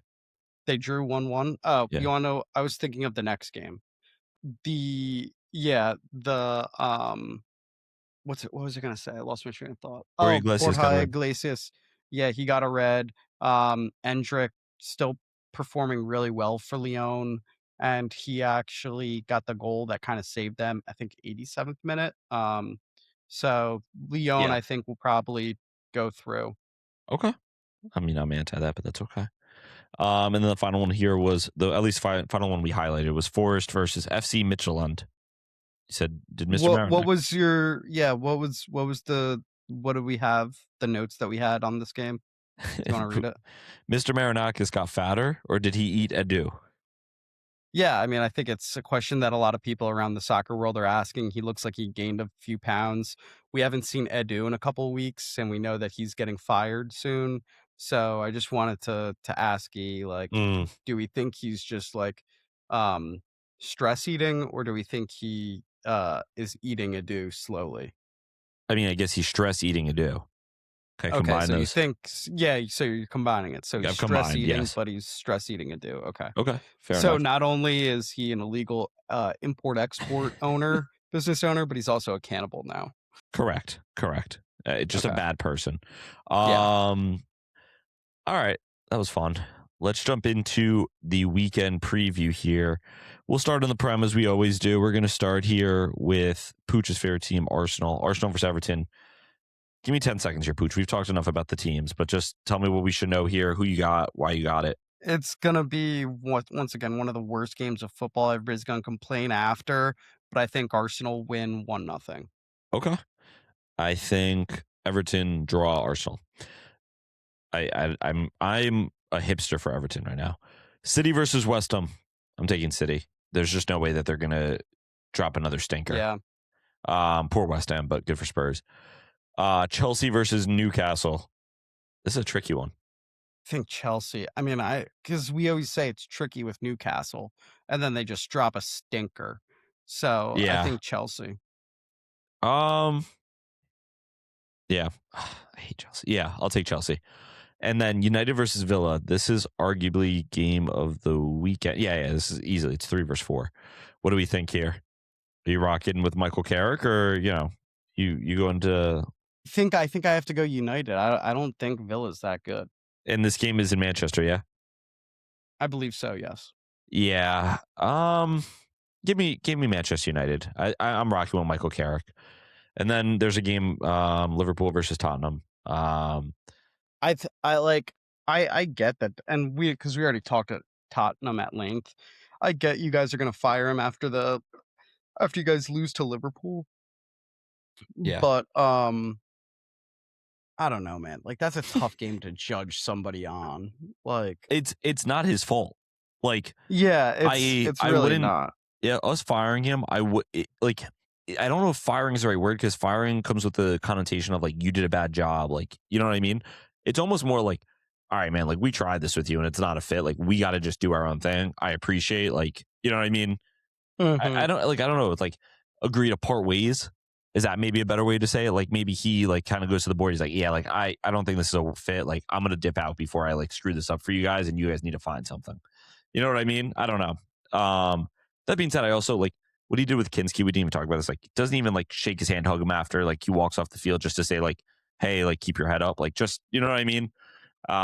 Whatever. Liverpool wins. Congrats to Liverpool. Serie A. This is our game of the weekend. Como versus Roma. What I mean, Roma. I would take Como. We'll see you at 1 p.m. on your couch on Sunday. You won't even come hang out with me on Saturday, so I don't know if Sunday's going to happen. Yeah. You might get called into work again. I don't know. I just can't believe I'm getting made fun of for being like a money getter. You know what I mean? For being like a bag getter, like money on my mind. You know what I mean? I Like keep trying to hang out with you and keep saying, oh, I have to pick up another shift. You know what? Maybe I don't want to hang out with you. That's it. But low key, you're the one that seems scared. You're telling me like, well, maybe Sunday won't happen then. I'll be there on Sunday. No, I'm just saying. Don't run. I want to hang out with you on Saturday too. Interesting. Very interesting. You're just trying to get I want to double dip. Only you won't let me double dip. You and your fan fictions.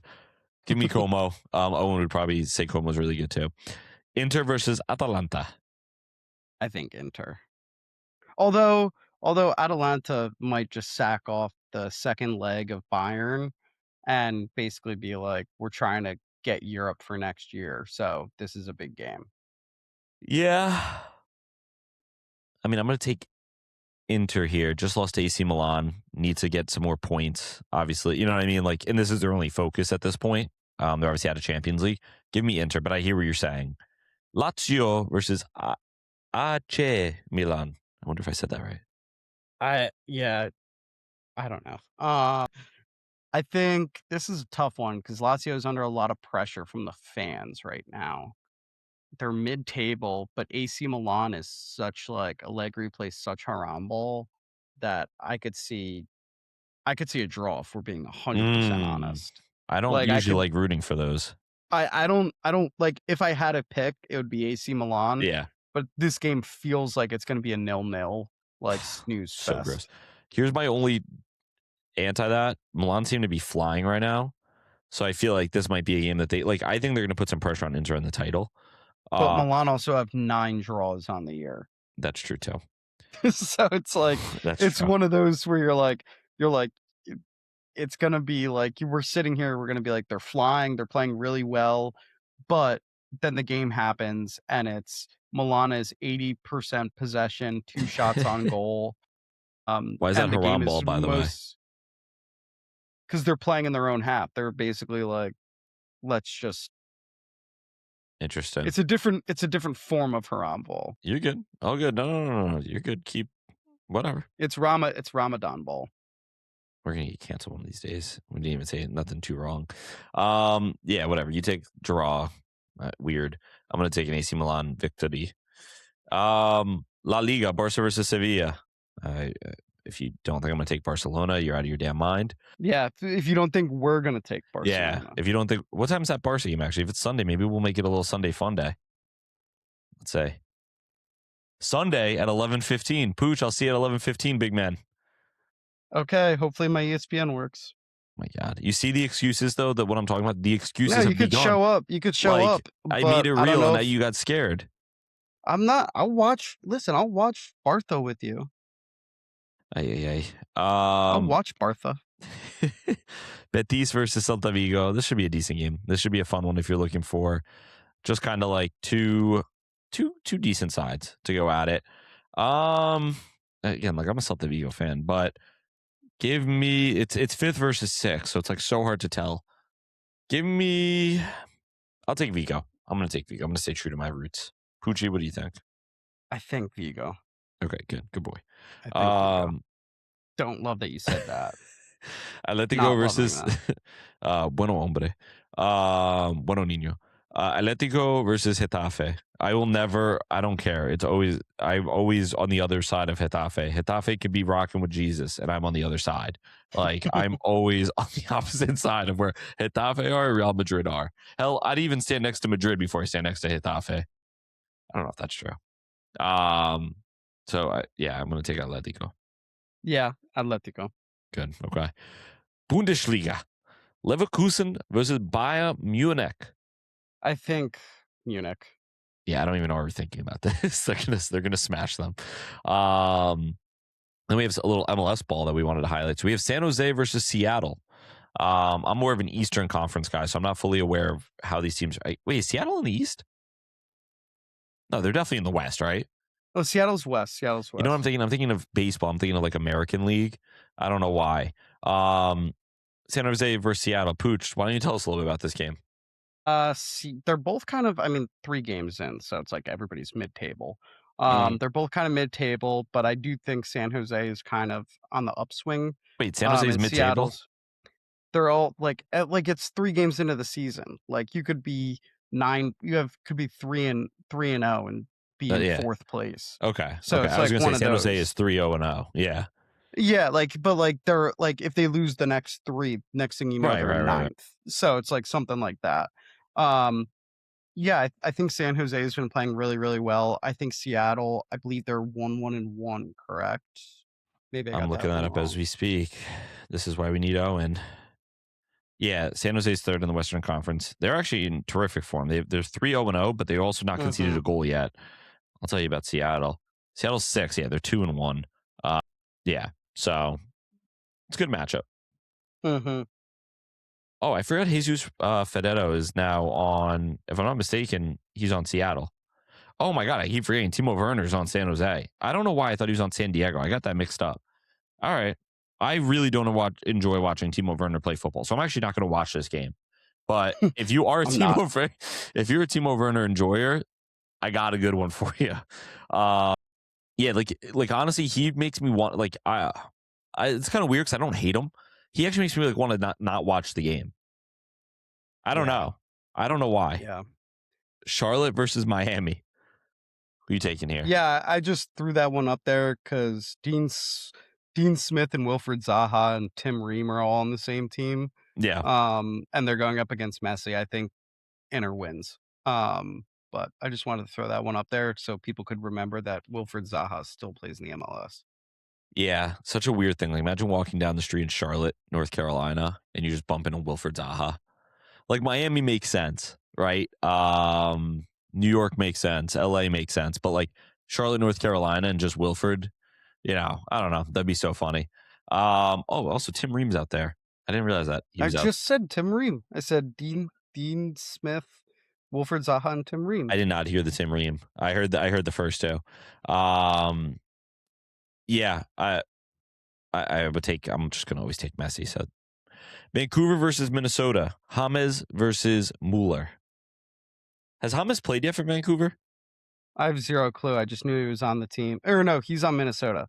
Yeah, that's what I meant. We really are one of the worst soccer podcasts in the United States. You mean the best? Yeah, you're right. I'm sorry. I said that. I don't know if he's played yet, but I put it on there because maybe this is his first game and he's going up against Thomas. Yeah, it says his debut is imminent. It's expected this weekend against Thomas Mueller. That's what he's been waiting for. Wow, you fired up? So stoked! Can't wait to watch this game. Yeah. James is such a funny footballer. He really is. Dude has just played in very random play. Like he played for Everton. He played for Everton under Carlo Ancelotti. Do you remember that? Like the fact that Carlo Ancelotti managed Everton too. I know. Wild. I know. And yeah, I really hate Mueller. He's just always made fun of Barca for like so many years. Yeah. So I'm gonna take my Minnesota boys, and I'm gonna take Vancouver. And I'm gonna take James. Alrighty, it's time for us to get into a little tier talk. With no Owen here, instead of doing a mystery 11, instead of doing a footy golf, me and Pooch have decided that we're big boys, we can handle this. So we're going to be doing a tier talk of the last 10 Champions League winners. So that would be the earliest on this list is Real Madrid 2016. The latest, obviously, PSG 2025. Pooch, as we do, let's start at number 10. Oh my God, it's crazy how many times Real Madrid shows up on this list. Fuck. What is your first shout here for number 10? For number 10, so I was like, when I was looking through this, I realized there's so many bad teams that won it. Yes. I would probably say the worst of the worst, though, out of the last 10, it has to be Chelsea 2021, because immediately after that team was basically disbanded. Like Mm-hmm. that team was donezo. They never, like, you had Havertz leave, Timo Werner leave, Rudiger leave, Christensen, like that whole team, Kovacic, like they all just left. So we Thomas Tuchel got sacked the following year. Um, so I think that they kind of got lucky with the post-COVID break too, where it was like Yeah, it was after just a weird year, COVID. man. Yeah, It was yeah. just a So very weird year. I agree with you. I would probably, I mean, Real Madrid 2016 was pretty bad too. They're not bad. Just compared to the others on this list, like that was the year that they beat Atletico in a penalty shootout. But like that team, mhm, like statistically, like I just remember seeing the numbers, like not the most impressive. It did kick off like a three-peat. So is what it is. But I'm okay putting. I just remember that Chelsea team like just not wowing me. I don't know. Like where'd yeah, they finish in the league that year? forget. Like you, They I don't think they were top two. I think it was definitely They I think finished fifth. Liverpool I'm one. sorry. I'm Yeah. sorry. I'm sorry. They didn't finish fifth. I taped in Premier League table and showed me today's Premier League table. And I was like, oh, they're fifth. 2021. Yeah, that was the year that they finished one, two, they finished fourth. They finished fourth on 67 points, which I mean, don't Yeah. get me wrong, it's still a decent season. But yeah, I mean, I would have put that team 10 too. I think we're splitting Mhm. apple to oranges here. Number 9, based on this list, I would put that Real Madrid 2016 team. Okay. Of the Real Madrid teams of the past 10 years, I just feel like this was probably the least impressive. It did have Ronaldo and those guys in it, but it's always been known as like one that they had a very easy draw for. And then again, they had to go to a shootout to win it. And Mhm. let's also talk about this too. What would you say, Pooch, is like your criteria? This is probably where we should have started for like what makes you a good. Is it about dominance in the tournament? Is it about like I think it's like when I look at these teams, like what team, if they played each other tomorrow, like video game style, where it's like all of these guys back skill level to where they were that year, could they be the number, like if it was a tournament of these 10 teams, mm-hmm, who is coming out on top? Like where are we? Like that Chelsea team, I think, loses in the group. Like they lose to every team. Like yeah, I don't see them doing well. Like the Real Madrid 2016 team, maybe I feel like maybe a little bit higher than 9. I think that there's been worse Real Madrid teams on this list ooh, that won it. Basically won. I think the 2024 team was worse. yeah. So like them, I think of a Bayern 2020, where once again it's like, how much did COVID play into that? Like you have like Coutinho scoring, like what did he have against Barcelona in the semis? Like a hat trick or something? Like, No, he or didn't do maybe that. But just a yes, goal, yeah, like he had a where it's goal. like they dominated Bartha so much that he got to play, and like also, but there's also like no fans in the stadium, so it's like the LeBron bubble debate again, where it's like, do you count that as a chip? So like, those are some of the teams that I would think are worse than this 2016 team, where I'd put those two behind them, but like I'm not. I think they're all 4 of them are the same cheeks of the same ass. So funny that saying. Yeah. All right. Fair enough. For number 8, I'm taking a look here. I kind of want to do what year was the year that they beat? Yeah, I would do Real Madrid 2018. That was the year that they beat Liverpool. That final. So real quick, you think that 2018 team would lose to the 2024 team, the team that beat So you're Dortmund? just going off players. I'm just going off how I think the team would perform against each other. Well, here's the Like I'm thing. going That off, if this is a, think about it, if this is its own tournament, right? Like who do you think comes out on top? Who do you think, like in a one-off game, you have that 2018 team versus the 2024 team? Which one would you take? trying to think. Yeah, probably. Like who Well, would it's you trust Cristiano more? Ronaldo on that team. So yeah, I'll take 2018. It was like BBC. And like you don't even have to like look at like the front line, but like Isco versus Jude Bellingham. Like Isco Yeah. in his prime. Like, you know what I'm saying? Like Yeah. a prime what's his face? I know you hate him, but like Tony Cruz, Modric, Yeah. like who's the Casemiro versus Okay, so if we're doing the it that way, I got to midfield. look at this a little bit differently then, because I'd probably then put at 9. I'd probably How are put, you looking at it? How are you looking at I it? was kind of going off their tournament. So like Okay. so like for me, for instance, I don't want to like say what I was going to say first, but like PSG 2025 is maybe not as good as team as some of the other names. They were pretty good. My point being here is like I was going to have like PSG 2025 is probably the number 1 team because of how dominant they were throughout their tournament. But if you're just talking about best teams, like Real Madrid 2017 is probably a better team. Yeah. That was like prime Real Madrid. I'm just thinking about it as like I said, like if it's a tournament, these teams are playing each other. Who do you think is coming out on top? So like this, like the whole three-peat of Real Madrid, I probably would have a little bit higher, but like you said, like the 2016 team, it was kind of they're coming into that era. So like Yep. that team probably loses to 2017, 2018 Real Madrid. Yeah. But like That's fair. I could still see them in 9th. But like I do think the 2024 team was worse than the 2018 Yes. team. Yeah. Well, here's the other thing I was going to say about like, for instance, the Real Madrid, I'm just looking at the 2022 team. That team is probably worse than these two. But the thing about that team is like the comebacks were ridiculous. Like the Benzema comeback, you know, like that was the year that he won Ballon d'Or, right? And like I remember, I feel like we were in Florida. You weren't. I don't think you were with us. I was on spring break. I don't think I was with you. Yeah. And I remember like going like, who did they play? I think it was City. Was that the crazy comeback?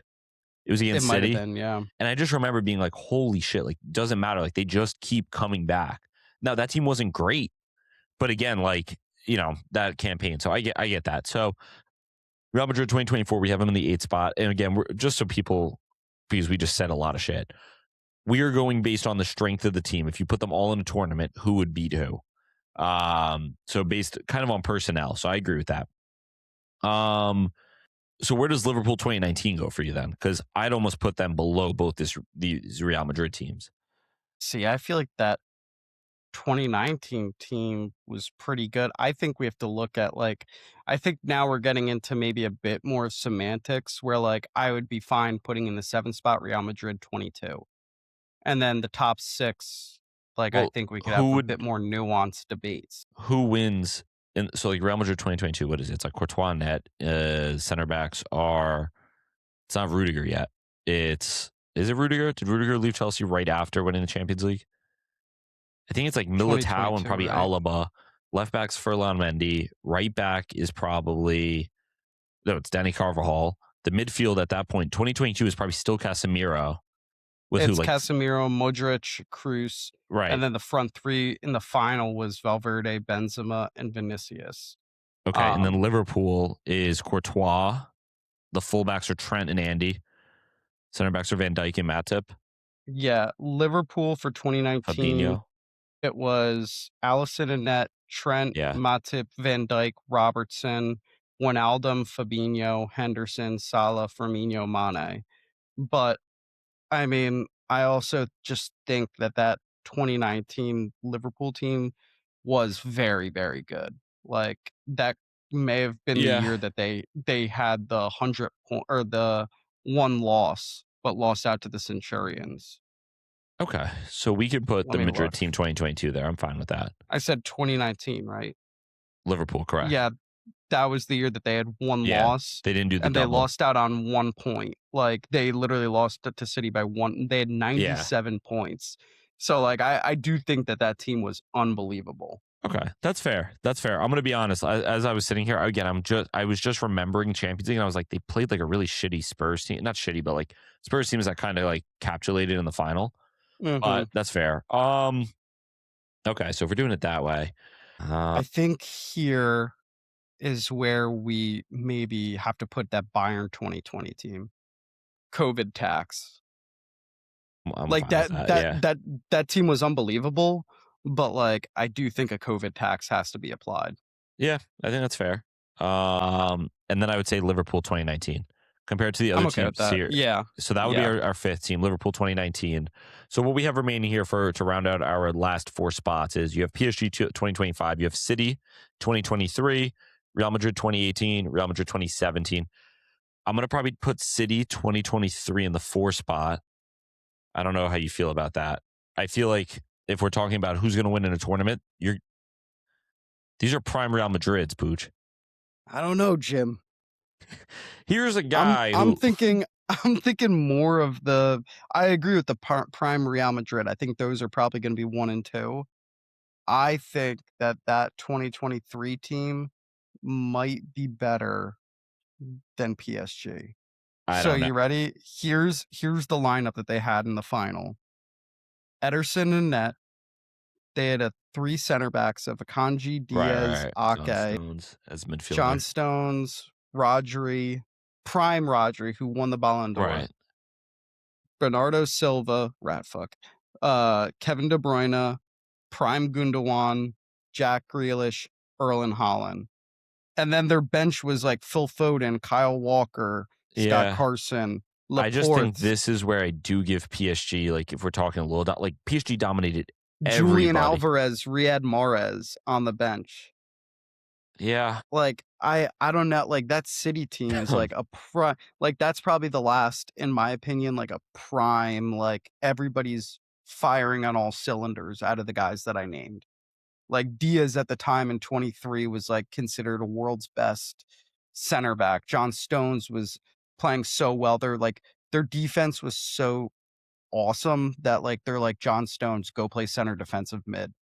Like they were like, we got it back here. Like De Bruyne, Gundogan at the 2 8s, I guess. Bernardo Silva being a little rat fuck.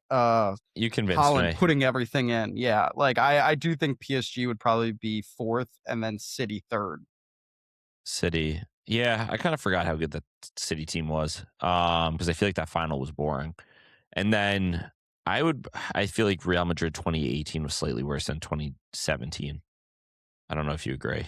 It's kind of apples and oranges. Yeah, but I want to debate it. All right, let's debate it then. Let me look at the 2018 team. I'm going to be honest. I think the starting 11 was probably the same. like you're debating like the exact same players. Hold on. Hey, sorry, give him a second. Okay. Everybody. So 2018 goalkeeper Navas, backline Carvajal, Varane, Ramos, Marcelo, midfield 4 of Modric, Casemiro, Cruz, Isco, top starting 2 of Ronaldo and Benzema. Actually, a crazy lineup. And then 2017. Oh, this is the year they destroyed Juve. Yeah. They had it's the same exact starting lineup. I'm playing 2017 first. Yeah, that's okay. The only people I think we may have done a little bit dirty on this list is potentially Bayern 2020. I think we underrated a bit, only because I'm looking. I would like if you look at the players, I would agree we did, but I also look at it like it was like I keep bringing up, like it was the COVID season, so like there is a bit of COVID. I mean, you look at that semifinal and it's PSG versus Leipzig on one side, and then the other side it's Bayern versus Lyon. Mm-hmm. And it's like Lyon in the quarterfinals beat City, fair play. Leipzig beat Atletico Madrid. It just, remember, it was like you could have like 20 people in the stands. Like it's like I look at that team and you're right, like it is crazy, that lineup. Like you're looking at it. I mean, like Liverpool, I'm going to be honest, like Liverpool was starting like Joel Matip and like Wijnaldum was in the midfield. I kind of feel like that Bayern team, like I'd flip them. That would be fair enough to me. Bayern is the 5. Yeah. I mean, yeah.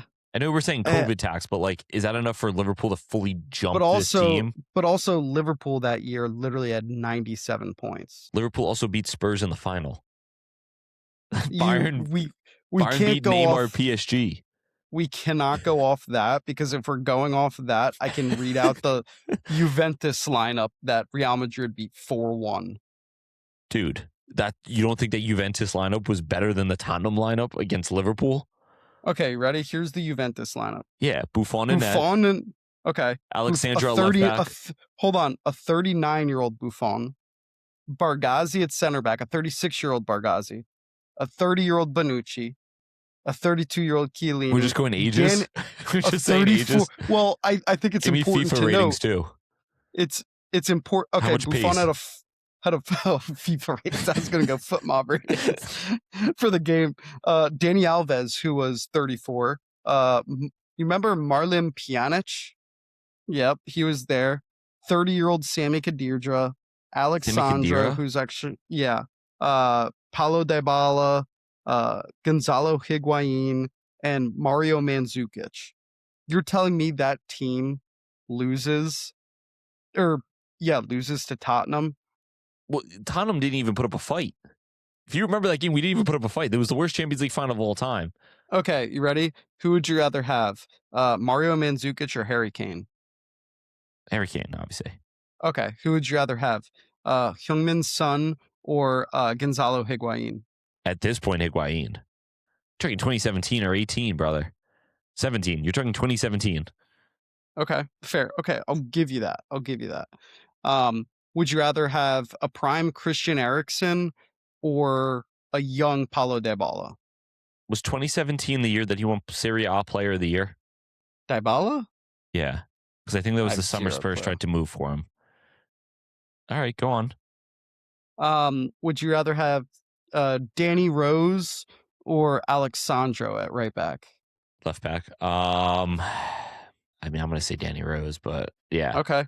Would you rather have Kieran Trippier, a 34-year-old who recently got put in jail, Danny Alves? So answer carefully. You think I'm not going to pick Danny Alves, my GOAT? Juventus Danny Alves versus a young, just a lad. Yeah, no, what's wrong? Yeah, Danny Alves over Kieran Trippier. Okay. What the fuck is wrong with me? Sitting Would here you fucking... rather have Miralem Pjanic and Sami Khedira or Harry Winks and Moses Sissoko? Dude, like, what are you doing here? This is what I'm talking about. Oh yeah, that Spurs team was awesome, man. We beat like a bunch of... Would you rather have Allegri or Pochettino? I'm like low-key, like, I always think Allegri's overrated. Okay, so you go Pochettino. Probably. Okay, you win. You answered more Spurs than you did. You didn't say goalkeeper. We don't have to talk goalkeeper or center backs. Why not say them? We don't. No, we don't. To be fair, you probably take Lloris at that point because he's the captain of France. Yeah, you would. Okay, yeah. Let's go goalkeepers. Would you rather have Lloris or a 40-year-old Buffon? Here's why I would take Buffon, because I'm looking here at the UEFA Fan Team of the Year 2017. Buffon in goal, Chiellini at center back, Dani Alves at right back. He just moved to PSG, but he was at right back. And then the rest of the team is like Real Madrid, Messi at striker, De Bruyne at right. I don't know. We don't have to keep debating Spurs versus Juventus at this time. It's kind of funny that we are, but yeah, it is nice. And it's funny that we're on opposite sides. I know. You're fighting for my club. Like, stop. We're good. I'm sitting here and I'm like, who were our center backs?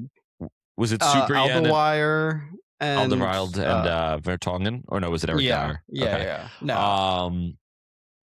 Yeah, whatever, man. You could have Liverpool 5. I didn't know you glazed them too. You glazed every Prem team. I'm just saying they had 97 points. They had 97 points in the Prem. Bayern literally played in front of 20 people. All right. COVID tax. Do you count LeBron, his bubble win? No, because I'm a Jordan guy. Okay, exactly. I'm a Messi guy. I don't count. Guy. I'm a Messi guy, so I don't count. Guy. Listen, they beat us 8-2 in the quarterfinals. True. I'm not rocking with them. I'm not rocking. No, that's why you can rock with them. No, that's why you should rock with them. No, you fuck this up. You fuck this up mentally. No, you can rock with them. Hey, you're gonna get us. Remember Coutinho's. You remember Coutinho Yes. celebrating on our graves when he was at Bayern and scored that goal? So he didn't celebrate, but yes, no, I he remember that day well. celebrated. I was He in danced Maine. on our grave. He danced on our grave. Let's take one step back here. You actually want Bayern to be ranked higher because that means that loss wasn't as bad then. Because it's like, oh, that's like a generational Bayern team. The worse they are, then it's like, oh, wow, you lost to a really bad Bayern team. No, that Bayern team was horrendous. Honestly, I think we should actually make a case for dropping them down a spot here. I'm done. I think the 2022 team, the Madrid 22 team, was better. Since Owen's not on the pod, should we just do like how we think Nigeria is going to line up at the World Cup real quick? We could, but they're not in the World Cup. So if they were in the World Cup, So we could. Hypothetically, we could. No, I think that's a good spot for us to wrap it up here. Episode 28 is now in the books. Yeah, first off, I've had a couple people text me on the side that they have been listening. I think us shouting people out. So shout out Jacob Mercado. He said that he was not a soccer guy, and the podcast has been great for him to listen in traffic. Now he's getting into footy. Mercado, real quick, can I just give Mercado, if he's still listening, a game to watch this weekend? Yeah, that'd be great. That if he's getting into footy, I think he'll really enjoy this one. So we actually have this weekend. Let me pull it up real quick because I saw it earlier and I was like, ooh, I think Mercado would love this game. This week, if you want, Jacob, 8:30 a.m. on Saturday, Lincoln is going up against Stockport in League One. You can watch that on Paramount Plus. That will be a really good game to watch. Watch out for George Wickens, the goalkeeper for Lincoln City. Great player. If you're still listening at this point and you watch that game, send Ethan a nice paragraph about what you think of George Wickens. It's crazy. No one's going to respond that they listen to the podcast now because they're scared you're going to give them a homework assignment. That being said, he said he's getting into footy. If he told you that he was a savant at football, then I wouldn't give him a homework assignment. That's true. He can't be putting information out there saying he's getting into it because then I'm going to make him do research. Ooh, new segment. We bring someone on that really doesn't know ball or has any idea, and we make them blind rank stuff. I don't know. That's actually a great segment. But I don't know. It's like we can give them hints on like the correct order, but if they don't get it right, no. But he's probably watched a little bit too much. I don't know. Maybe not. We'll talk about this off air. This is not on air. We don't want to ruin segments. That being said, keep liking, keep subscribing, keep following, keep sharing, keep doing whatever you do. Keep gooning to us if you want. Class is permanent. Form is temporary. Have a great weekend. Enjoy the games. Peace.